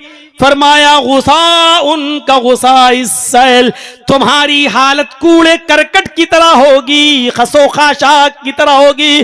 जैसे समंदर में कूड़ा करकट भरा है और समंदर की एक लहर आती है, उस कूड़ा करकट को बहा के ले जाती है, ऐसी दुनिया की सारी कौमें तुम्हें बहा कर ले जाएंगी। कोई हैसियत नहीं, तादाद में तुम बहुत ज्यादा होगे। जैसे समंदर में पड़ा हुआ कूड़ा करकट खसो खाशाक बहुत ज्यादा होता है, ऐसी तुम्हारा तादाद भी तुम्हारी बहुत ज्यादा होगी, लेकिन समंदर की लहरें कूड़े करकट को खसो खाशाक को जहां ले जाना चाहती हैं ले जाती हैं। ऐसे ही दुनिया की सारी कौमें तुम्हें नचाएंगी, जहां चाहेंगी, इस्तेमाल करेंगी जैसे चाहेंगी। गुस्सा उनका गुस्सा इस सैल। वला यंज़िअन्नल्लाहु मिन सुदूरि अदुव्विकुमुल महाबा, तुम्हारे ऊपर दुनिया की सारी कौमें इसलिए टूट पड़ेंगी क्योंकि तुम्हारा रोबो दबदबा जो काफिरों के दिलों पर बैठा हुआ है वो अल्लाह ताला निकाल देगा। काफिरों के दिलों से तुम्हारा रोबो दबदबा निकल जाएगा।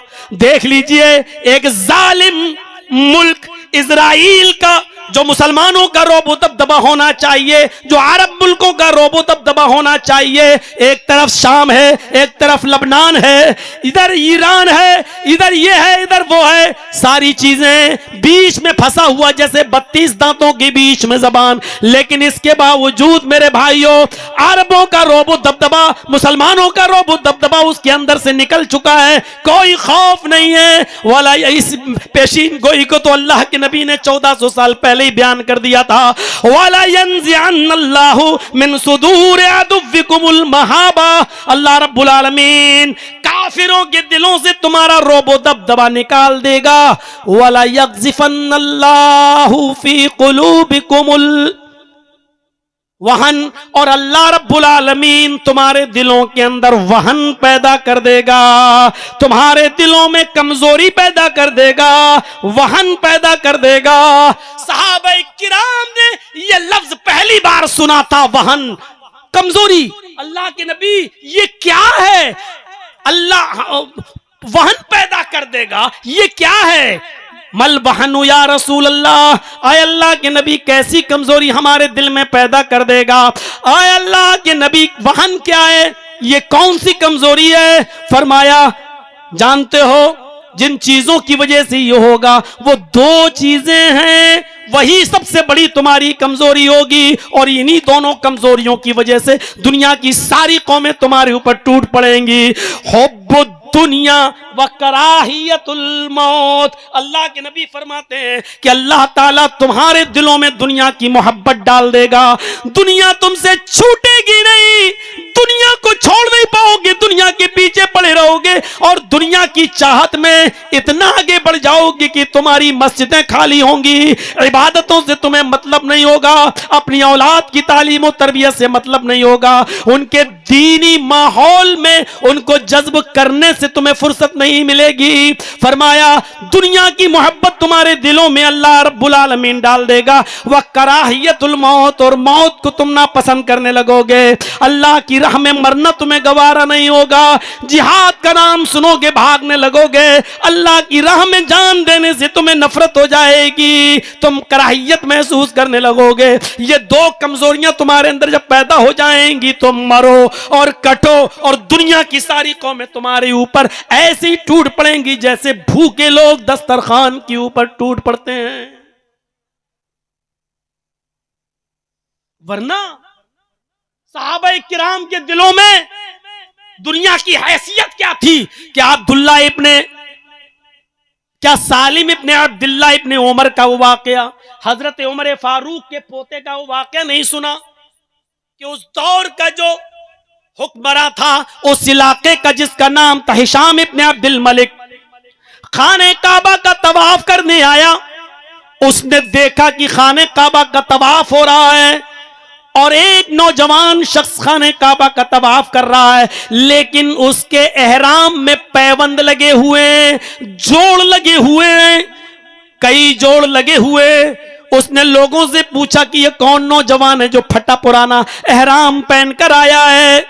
किसी ने बताया हिशाम, ये हजरत उमर फारूक के पोते हैं, इनका नाम सालिम है, ये अब्दुल्ला के बेटे हैं। सालिम के बाप का नाम अब्दुल्ला और अब्दुल्ला के बाप का नाम उमर, यानी उमर के बेटे अब्दुल्ला और अब्दुल्ला के बेटे सालिम, उमर फारूक के पोते। हिशाम इब्ने अब्दुल मलिक की आंखों में आंसू आ गए। अल्लाह, 22 लाख मुरब्बा मील पर हुकूमत करने वाली शख्सियत का पोता उमर, तुम कुछ कमा कर नहीं गए, दुनिया से कुछ लेकर नहीं गए, तुम्हारे पोते का यह हाल है, तुमने अपने बेटे तक को कुछ नहीं दिया। अगर बेटे को दिया होता तो बेटा अपने बेटे को जरूर देता। हिशाम इब्ने अब्दुल मलिक ने तवाफ के दौरान अब्दुल्ला इब्ने सालिम से मुलाकात की, कहा अस्सलामु अलैकुम। सालिम इब्ने अब्दुल्ला ने कहा वालेकुम अस्सलाम। कहा मुझे जानते हो? सालिम इब्ने अब्दुल्ला ने कहा अल्लाह के बंदे हो, मैं भी अल्लाह का बंदा हूं। तुम भी यहाँ इबादत के लिए आए हो, मैं भी यहाँ हूँ, उम्रे की गर्ज से आया हूँ, तवाफ की गर्ज से आया हूँ, इससे ज्यादा और क्या जानना है। फिर एक तवाफ का चक्कर पूरा हुआ। हिशाम इब्ने अब्दुल मलिक ने कहा कि मैं हिशाम हूं, इस इलाके का हुक्मरान हूं, खलीफा हूं। जवाब दिया, चलो अल्हम्दुलिल्लाह, आज आपसे मुलाकात हो गई, ठीक है तवाफ कर लिया जाए। सालिम इब्ने अब्दुल्लाह ने ज्यादा लिफ्ट ही नहीं दी। तीसरे चक्कर में हिशाम ने कहा, सालिम इब्ने अब्दुल्लाह, तुम्हारी हालत देखकर कुछ मदद करने को दिल करता है, बताओ तुम्हें किस चीज की जरूरत है, अगर किसी चीज की जरूरत हो तो लिस्ट दे देना, आपके घर पहुंचा दी जाएंगी। सालिम इब्ने अब्दुल्लाह ने क्या जवाब दिया, इन्नी लास्तही मिनल्लाहि अन अस्अला फी बैती गैरा। आए हिशाम, शुक्रिया, आपने कहा जज़ाकुमुल्लाह, अल्लाह आपको जज़ाए खैर दे। अल्लाह के घर में मुझे शर्म आती है अल्लाह से कि उसके घर में होते हुए मैं किसी गैर के सामने अपना दामन फैलाऊं, किसी गैर से मैं मदद मांगूं, किसी गैर से अपनी हाजत और अपनी मुश्किलें उसके सामने रखूं। इन्नी लास्तही मिनल्लाहि अन अस्अला फी बैतिही गैरा, मुझे अल्लाह से शर्म आती है उसके घर में होते हुए मैं किसी गैर के सामने दामन फैलाऊं। सालिम इब्ने अब्दुल्लाह ने 7 चक्कर पूरे लगाए, मकाम इब्राहिम के पास जाकर 2 रकात नमाज अदा की। 2 रकात नमाज अदा करने के बाद रफा यदैहि लस्समा, अपने दोनों हाथों को आसमान की तरफ उठा लिया और रो रो कर चुपके चुपके से दुआएं करने लगे। हिशाम इब्ने अब्दुल मलिक ये सारी चीज देख रहा था कि सालिम इब्ने अब्दुल्लाह दुआ मांग रहे हैं, लेकिन उसको क्या मालूम कि सालिम इब्ने अब्दुल्लाह क्या मांग रहे हैं, उसको कुछ नहीं मालूम था। उसने देखा कि सालिम इब्ने अब्दुल्लाह दुआ मांग कर फारिग हो गए हैं, अब ये खाने काबा से बाहर निकलेंगे, इनको एक रास्ते में चौराहे पर जाकर मैं पकड़ लूंगा। और जैसे ही सालिम इब्ने अब्दुल्लाह मस्जिद हराम से जब निकले और एक रास्ता होते हुए चौराहे पर आए, हिशाम इब्ने अब्दुल मलिक ने उस चौराहे पर सालिम इब्ने अब्दुल्लाह को पकड़ लिया, फरमाया अल-आन खरजता मिन बैतिल्लाही फसलनी हाजतन। आए सालिम इब्ने अब्दुल्लाह, अल्लाह के घर में शर्म आ रही थी किसी गैर के सामने हाथ फैलाने से, ये तो अल्लाह का घर नहीं है, ये तो बाजार है। अब बताओ, फसलनी हाजतन, कोई जरूरत हो तो पूरी करूं, मांगो, क्या मांगते हो। सालिम इब्ने अब्दुल्लाह समझ गए ये हाथ धोकर नहीं नहा धोकर मेरे पीछे पड़ गया।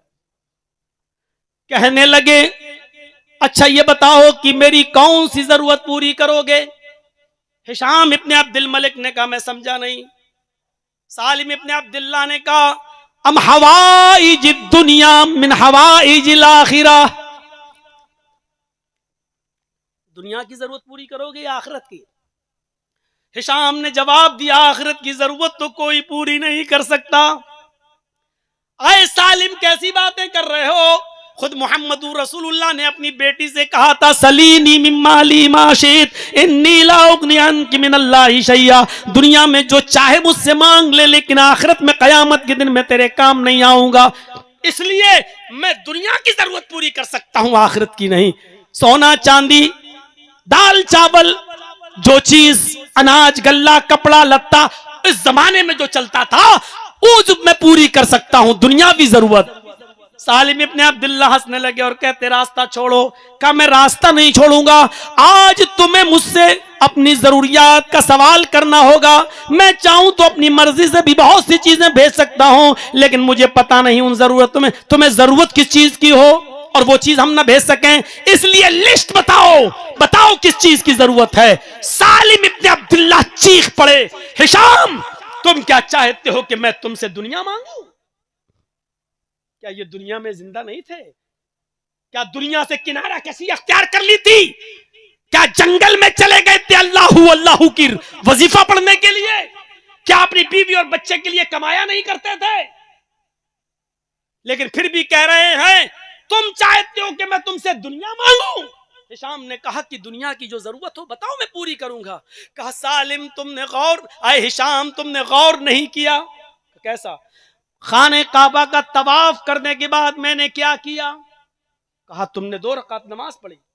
उसके बाद क्या किया? कहा दोनों हाथ उठाकर तुमने दुआ मांगी। देखा था? हाँ। तो बताओ मैंने अपने रब से क्या मांगा? क्या सवाल कर रहे हैं? बताओ मैंने अपने रब से क्या मांगा? हिशाम कहता ये मैं क्या जानूं, आप आहिस्ता आहिस्ता रो रो कर दुआ कर रहे थे। आप जानते हैं और आपका रब जानता है आपने क्या मांगा, ये आप जानते हैं और आपने रब से क्या मांगा आपका रब जानता है।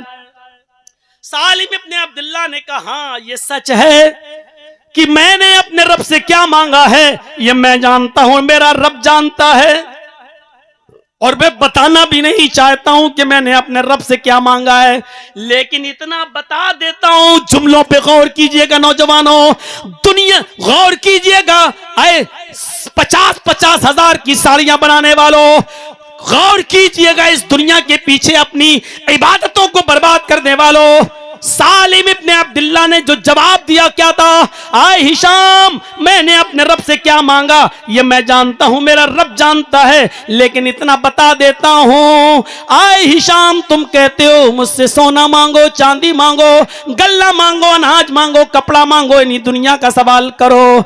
जब मैंने अपने रब के सामने अपने हाथों को बुलंद किया, अपने रब से मांगा, तो मा साल तो दुनिया मैं यमलिकुहा फकैफा सलुहा मल्ला यमलिकुहा, तो दुनिया तो मैंने उससे भी नहीं मांगी जो दुनिया का मालिक है। जब मैंने हाथ उठाकर अल्लाह को पुकारा तो दुनिया का सवाल तो मैंने उससे भी नहीं किया, सोना और चांदी, कपड़ा और लत्ता तो मैंने उससे भी नहीं मांगा, हीरे और जवाहरात तो मैंने उससे भी नहीं मांगे जो दुनिया का मालिक है। फकैफा सलुहा मल्ला यमलिकुहा, तो मैं उससे दुनिया क्या मांगू जो आज मरा और कल ये हुकूमत दूसरे के हाथ में, आज मरा और कल ये खिलाफत दूसरे के सुपुर्द। अरे दुनिया का तू मालिक ही नहीं तो तू मेरी क्या मदद कर सकता है? दुनिया तो मैंने उससे भी नहीं मांगी जो दुनिया का मालिक है। मेरे भाइयों गौर करो, सहाबा के दिल में दुनिया की ये हैसियत नबी अकरम की तालीम की वजह से पैदा हुई थी, तो खुद मोहम्मद रसूलुल्लाह के दिल में दुनिया की हैसियत क्या रही हो।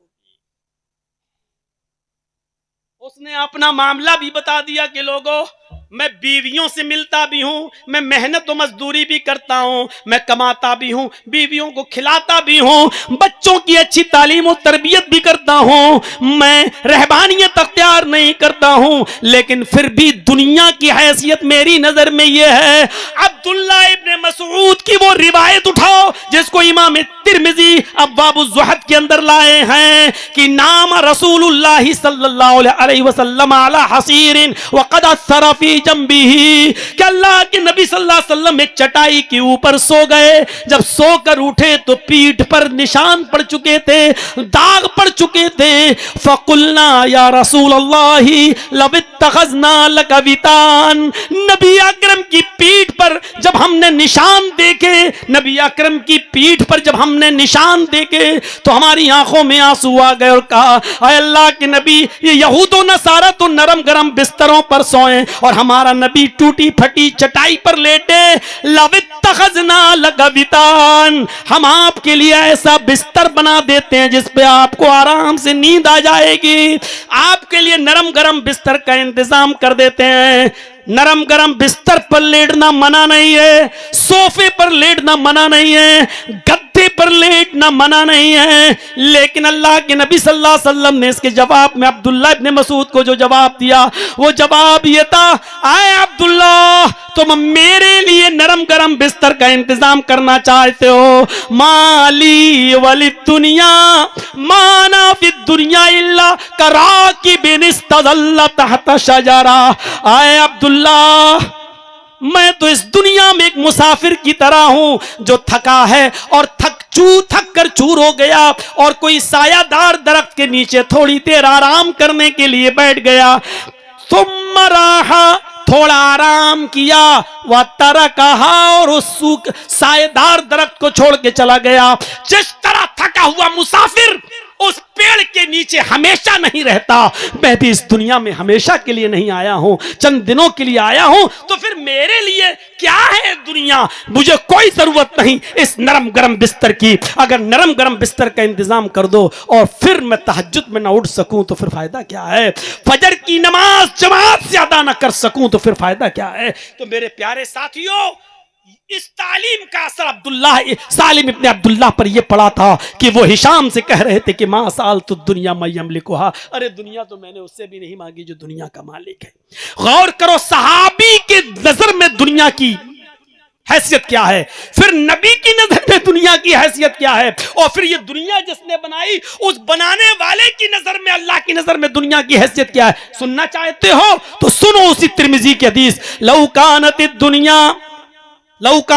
दुनिया तादिलु इंदल्लाहि जनाह बऊज़तिन मा सका काफिरन मिनहु शरबत माइन। अल्लाह के नबी सल्लल्लाहु अलैहि वसल्लम फरमाते हैं कि अगर इस दुनिया की हैसियत अल्लाह की नजर में, इस दुनिया की हैसियत अल्लाह की नजर में मच्छर के एक पर के बराबर भी होती तो अल्लाह किसी काफिर को एक घूंट पानी भी नहीं पीने देता।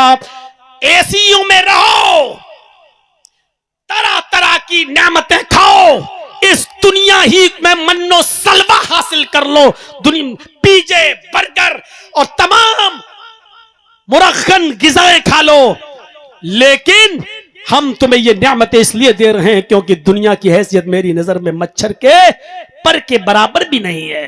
याद रखना, दुनिया को जरूरत के तहत इस्तेमाल करो। दुनिया साए की तरह है, आप साए को पीछे कर लीजिए, साया, और आगे की तरफ भागिए तो साया आपके पीछे पीछे भागेगा। साए को आप सामने रखेंगे और फिर साए की तरफ भागेंगे तो जितनी तेज आप भागेंगे उससे ज्यादा तेज स्पीड से साया भागेगा। वो आप जितना दौड़ेंगे साया आपसे आगे निकलेगा। यानी आप दुनिया को जितना चाहेंगे दुनिया मजीद आपके सामने खुलकर आएगी कि और हासिल करो।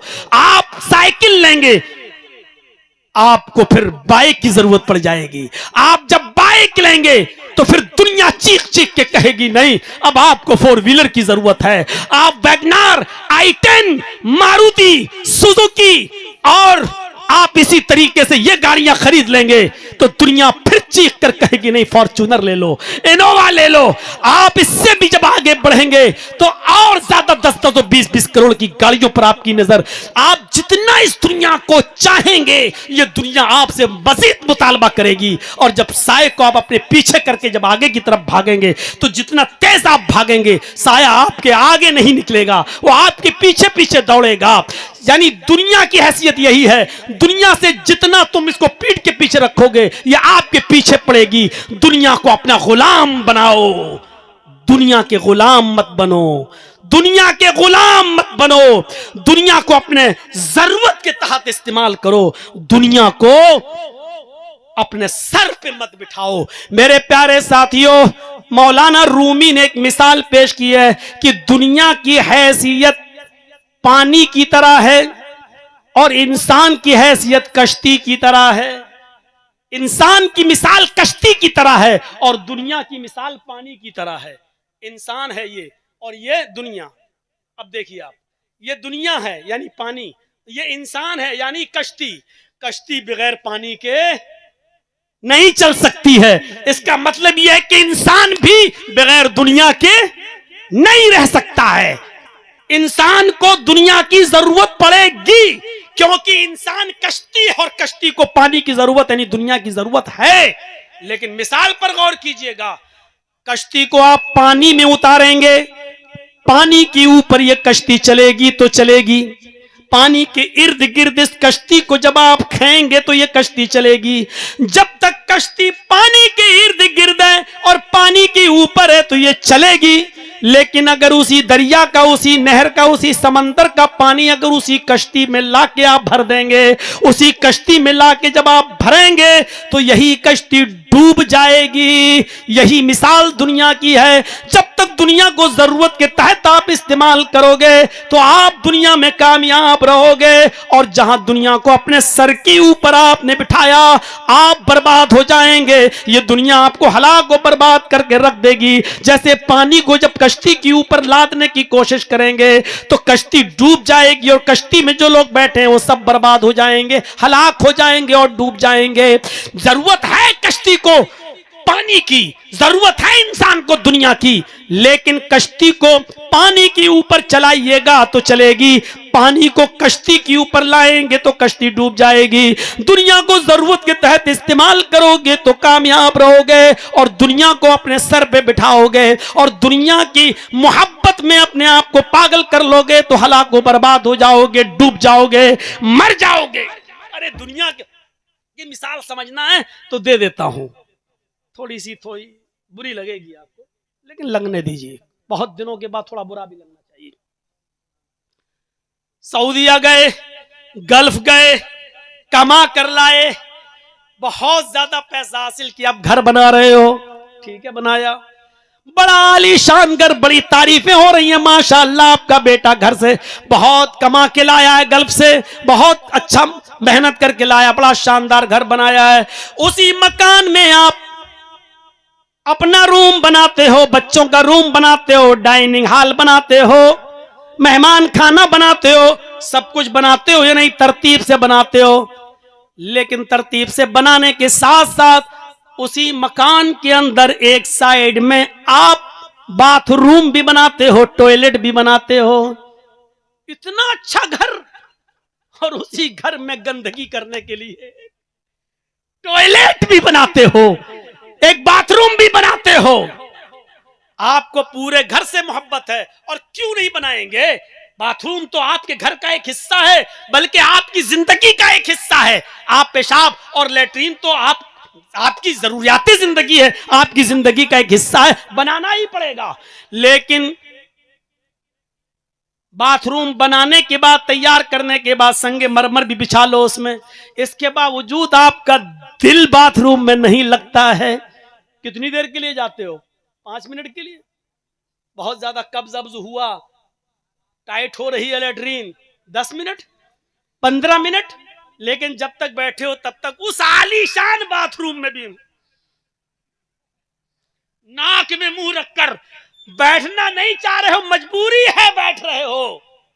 और जैसे ही आप फारिग हुए, जल्दी से हाथ धोया, भागे। आपके घर का वो हिस्सा है, आपने बनाया है, लेकिन आप उसको जरूरत के तहत इस्तेमाल करते हो। जितना दिल आप पूरे मकान से लगाते हो उतना दिल आपका टॉयलेट में नहीं लगता, लेकिन जरूरत के तहत उसको इस्तेमाल करते हो। बस मेरे भाइयों, दुनिया की हैसियत भी इसी टॉयलेट की तरह है, जो जरूरत के तहत इस्तेमाल करो। लेकिन इस टॉयलेट से आप दिल लगा रहे हैं, ऐसा लग रहा है जैसे 24 घंटे बाथरूम में बैठे हैं और आपको टॉयलेट से मोहब्बत हो गई, बाथरूम से मोहब्बत हो गई है। कितना बड़ा बेवकूफ इंसान होगा जो 24 घंटे एसी रूम छोड़कर, एयर कंडीशन रूम छोड़ के बाथरूम में बैठा रहा है। कुछ लोगों को तो बाथरूम से इतनी मोहब्बत हो जाती है, एसी रूम में कुछ नहीं होता, जब तक वो सिगरेट या बीड़ी न पिए तो उनको मोशन भी नहीं होता, इतनी उनको उनसियत हो जाती है। तो मेरे भाइयों, जिस तरीके से घर बनाते वक्त टॉयलेट का बनाना ये जिंदगी का एक हिस्सा है, ऐसे ही हमें दुनिया में रहकर दुनिया के साथ मिलकर चलना हमारी जरूरत का एक हिस्सा है। लेकिन आप टॉयलेट से दिल नहीं लगाते हो, उसी तरह हमें दुनिया से दिल नहीं लगाना है। जो हैसियत आप मकान को देते हो, टॉयलेट को नहीं, इसी तरीके से जो मकाम हमें आखिरत को देना है वो हमें दुनिया को नहीं देना है। ये मिसालें हमने आपके सामने रखी हैं ताकि इससे इबरत हासिल करो। हजरत आयशा सिद्दीका के पास एक छींट का कपड़ा आ गया, पर्चा मैंने रख लिया, मुझे मालूम है कि जहां तक पहुंचना चाहता हूं वहां तक मैं नहीं पहुंच पाऊंगा मैं। मेरे भाइयों, हजरत आयशा के पास छींट का एक कपड़ा आ गया। हजरत आयशा फरमाती हैं वो कपड़ा इतना खूबसूरत था कि मुझे कहीं से गिफ्ट में मिला। वो छींट का कपड़ा इतना, छींट जानते हैं ना, आपसे ज्यादा छींट के कपड़े के बारे में आपके घर की बहनें और माएं जानती होंगी, आपकी बीवियां जानती होंगी। एक दौर था छींट का कपड़ा बहुत चला। हजरत आयशा फरमाती हैं कि मेरे पास छींट का कपड़ा आ गया, बड़ा खूबसूरत कपड़ा था, तोहफे में मिला था, लेकिन हालत ये थी हमारे समाज की, हमारी सोसाइटी की, कि जब भी कोई अपनी बेटी की या बहन की शादी करता तो मेरे पास आकर कहता, आयशा मुझे वो छींट का कपड़ा दे दो, आरियतन दे दो, एक दिन के लिए दे दो, मुझे उस कपड़े में अपनी बेटी को दुल्हन बनाना है, मुझे अपनी बहन को दुल्हन बनाना है। जब उसकी रुखसती कर दूंगा वो अपने घर चली जाएगी, दूसरे दिन वो कपड़ा लेकर मैं आपको पहुंचा दूंगा। मेरे भाइयों, हजरत आयशा कहती है कि लोग मेरे पास आया करते थे और अपनी बहन और बेटियों की शादी के लिए वो छींट का कपड़ा मुझसे ले जाया करते थे और दूसरे दिन वो कपड़ा मेरे पास वापस कर दिया करते थे। लेकिन अब दुनिया ने इतने पैर जमा लिए हैं, अब दुनिया इतनी फराख हो गई है कि अब वही छींट का कपड़ा मैं अपनी बांदी को देती हूं, मैं अपनी लौंडी को देती हूं तो वो भी नाक और मुंह बनाती है। वो छींट का कपड़ा मेरे घर की लौंडी, मेरे घर की नौकरानी, मेरे घर की खादिमा भी पहनने के लिए तैयार नहीं है। इसको कैसे कह रही कि दुनिया ने जब अपने पैर जमा लिए, दुनिया ने थोड़ी सी वुसअत पैदा कर ली, दुनिया ने अपने पैर जमा लिए, तो अब मेरे घर की खादिमा भी वो कपड़ा पहनने के लिए तैयार नहीं। बुखारी की रिवायत, मुहम्मद रसूलुल्लाह सल्लल्लाहु अलैहि वसल्लम को किसी सहाबी ने रेशम का कपड़ा दे दिया, हालांकि रेशम मर्दों के लिए हराम है, ऐसी आरियतन आपको तोहफतन दे दिया। अल्लाह के नबी उस कपड़े को देख रहे हैं, उस कपड़े को देखते ही देखते सहाबा की भीड़ लग गई, उस कपड़े को देखने लगे, उसकी खूबसूरती पर नजर डालने लगे। नबी अकरम समझ गए इन सहाबा को इस रेशमी कपड़े की मोहब्बत ने गिरफ्तार कर लिया है। फौरन आपने उस कपड़े को तह करके सहाबा के सामने डालते हुए कहा, तुम्हें यह कपड़ा अच्छा लग रहा है, तुम्हें इस कपड़े की खूबसूरती नजर आ रही है? अल्लाह के नबी फरमाते हैं, ओ वल्लाही लमनादीलू साद इब्ने माजिन फिल जन्नती अफजलु मिनहा। साद इब्ने माज को जन्नत के अंदर जो रुमाल मिलेगा, साद इब्ने माज को जन्नत के अंदर जो एक छोटा सा कपड़ा, एक मिंदील, एक रुमाल जो दिया जाएगा, वो इस रेशमी कपड़े से कितना ज्यादा अफजल होगा, कहीं ज्यादा बेहतर होगा। आपने जन्नत के रुमाल की तरफ सहाबा का दिमाग लगा दिया, कहीं दुनियावी मोहब्बत, इस रेशम की मोहब्बत, इस रेशमी कपड़े की मोहब्बत कहीं इनके दिल में ना आ जाए। मेरे भाइयों, आपने फौरन कहा, साथियों लमनादिलो साद इब्ने माज फिल जन्नती अफजलु मिन हाज़ा। साद इब्ने माज को जन्नत में जो कपड़ा, जो रुमाल मिलेगा, वो इससे कहीं ज्यादा बेहतर और अफजल होगा। ये कहकर आपने डाइवर्ट कर दिया, सहाबा किराम के दिमाग को फेर दिया। और जब सुन ही रहे हो तो सुनो, हजरत अबू उबैदा इब्ने अल जर्राह को अल्लाह के नबी सल्लल्लाहु अलैहि वसल्लम ने बहरीन भेजा, जाओ जिजिये का और टैक्स का माल लेकर आओ। अबू उबैदा इब्ने अल जर्राह जब जिजिया और टैक्स का माल वहां से लेके आए और मदीने के अंसारियों को पता चल गया कि फजर के बाद ये माल तकसीम होगा, तो वो पहले ही मस्जिद नबवी में आकर बैठ गए और फजर की नमाज से पहले मस्जिद नबवी भर गई। अल्लाह के नबी जब नमाज पढ़ाने के लिए आए और जब नमाज से फारिग हो गए तो आपने फरमाया, आए मदीने के अंसारियों, शायद तुम्हें पता चल गया है कि हजरत अबू उबैदा इब्ने अल जर्राह बहरीन से जिजिया और टैक्स का माल लेके आए जो आज तकसीम होगा। फरमाया, हाँ अल्लाह के नबी, आपने कहा खुश हो जाओ, आज तुम्हें माल मिलेगा। आप माल तकसीम करने के लिए बैठ गए, लेकिन आपकी आंखों में आंसू था और आंसुओं की धारा बहते हुए आप फरमाने लगे, फवल्लाही मल फख्र अख्शा अलैकुम वलाकिन अख्शा अलैकुम अन तुबसतद दुनिया कमा बुसितत अला मन कान क़ब्लकुम। आपने जो खिताब किया अंसारियों के उस मजमे में, वो सुनने के लायक है। आपने फरमाया, खुश हो जाओ, वो कपड़ा तो, वो माल तो तुम्हें मिलेगा, लेकिन आज माल की मोहब्बत तुम्हें यहाँ खींच के लाई है। मैं अल्लाह की कसम अपने इंतकाल के बाद तुम्हारी फकीरी से नहीं डरता हूँ, हूं।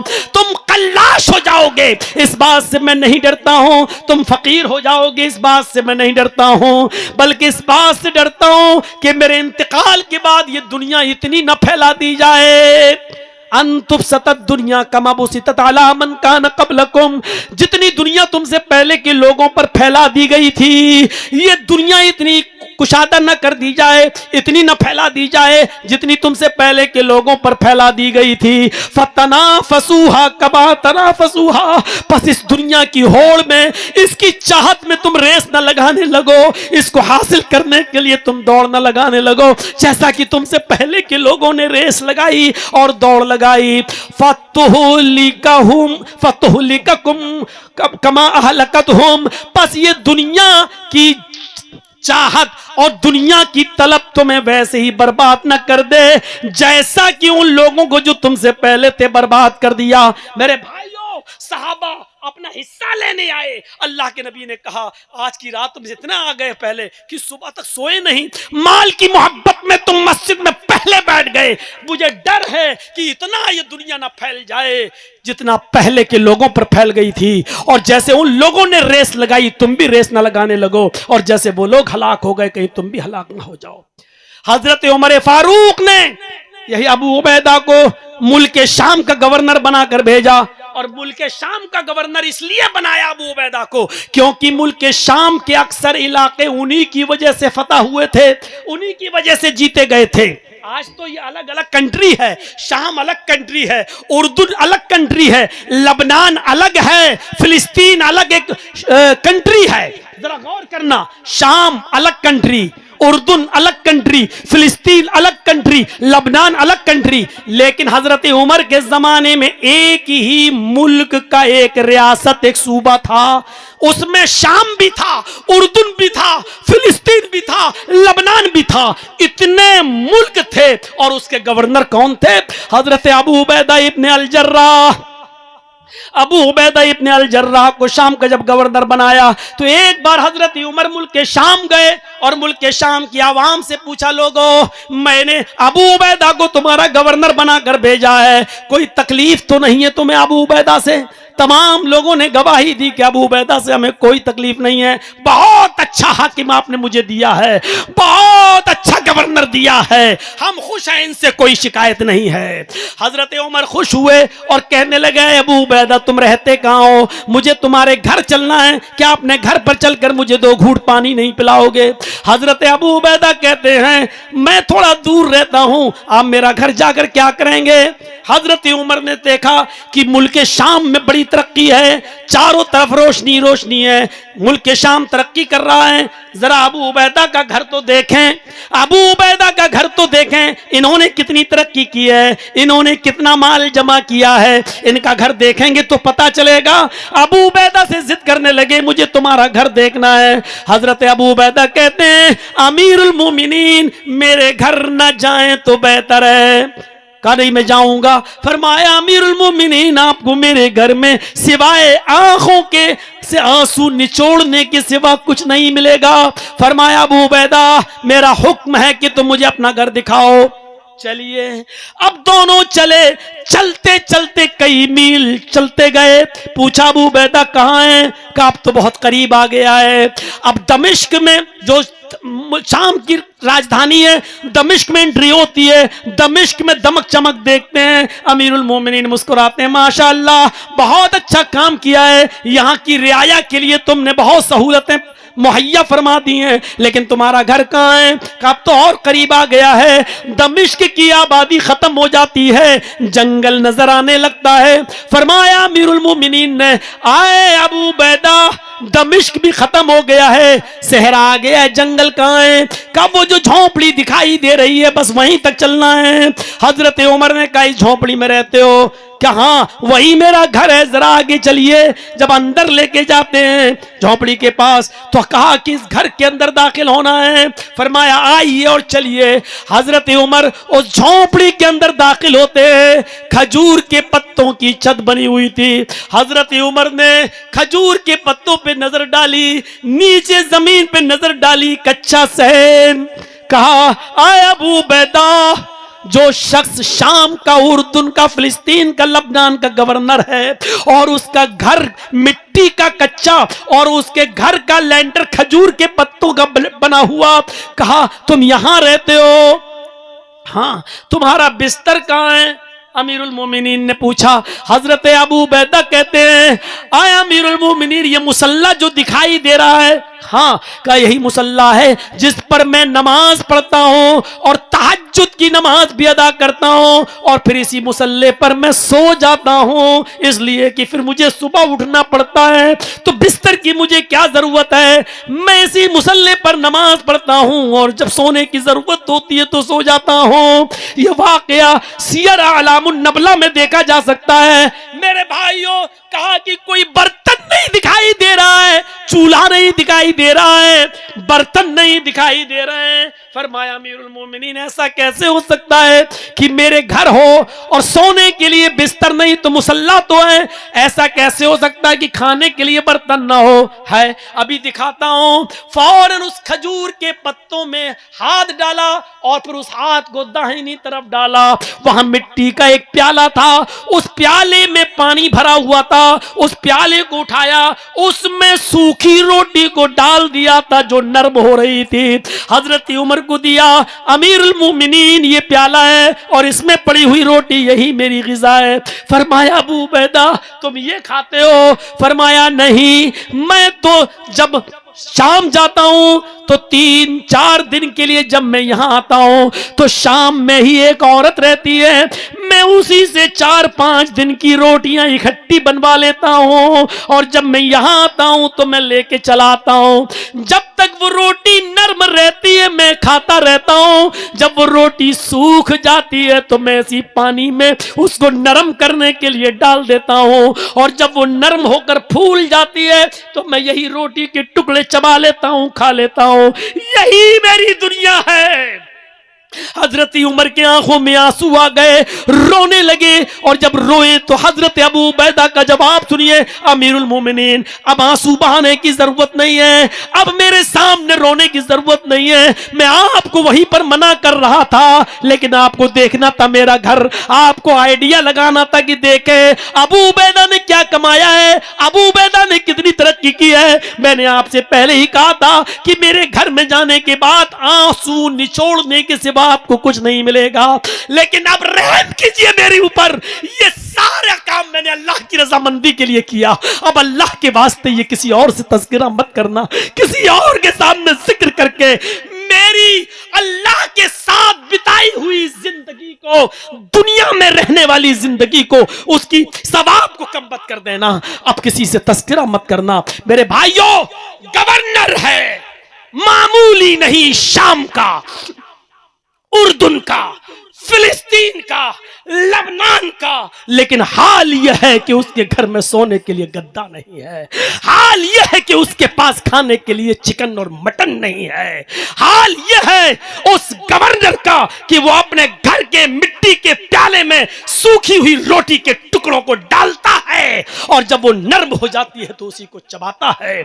दुनिया में यह भी रहे लेकिन दुनिया को कभी अपने ऊपर सवार नहीं होने दिया और यही दुनिया की हैसियत है। मेरे भाइयों, बस इतनी सी बातें आपके सामने रखकर आपसे रुखसत होता हूं। अल्लाह तबारक व तआला से दुआ है कि बारे इलाह हम तमाम मुसलमानों को दुनिया को जरूरत के तहत इस्तेमाल करने की तौफीक अता फरमा और दुनिया की रंगीनियों से और धोखे से हमारी जिंदगी की हिफाजत फरमा और हमें महफूज फरमा। जब तक हमें जिंदा रख इस्लाम पे रखना और जब हमारा खात्मा हो तो ईमान पर फरमाना। वमा अलैना इल्लल बलागुल मुबीन व आखिरु दावाना अल्हम्दुलिल्लाहि रब्बिल आलमीन। अस्सलामु अलैकुम व रहमतुल्लाहि व बरकातुहू। साथ में एक बात फिर कह देता हूं मैं आपसे कि मुझे सबसे ज्यादा तकलीफ और सबसे ज्यादा दुख उस वक्त होता है जब आप कैमरों में मेरे फोटो और सेल्फी लेकर अपने मोबाइल में कैद करते हैं। अल्लाह की कसम खा के कहता हूं कि मुझे बड़ी घुटन और बड़ी तकलीफ होती है। पराए मेहरबानी मुझे ये तकलीफ मत दीजिए, आप दुआ दीजिए अगर देना ही है और आपके लिए हम दुआ करें। अल्लाह ताला हम सबको दुनिया में मोमिन बना जब तक जिंदा रखे, इस्लाम पे जिंदा रखे और हम सबका जब खात्मा हो तो ईमान पर हमारा खात्मा फरमाए। अस्सलामु अलैकुम रहमतुल्लाह।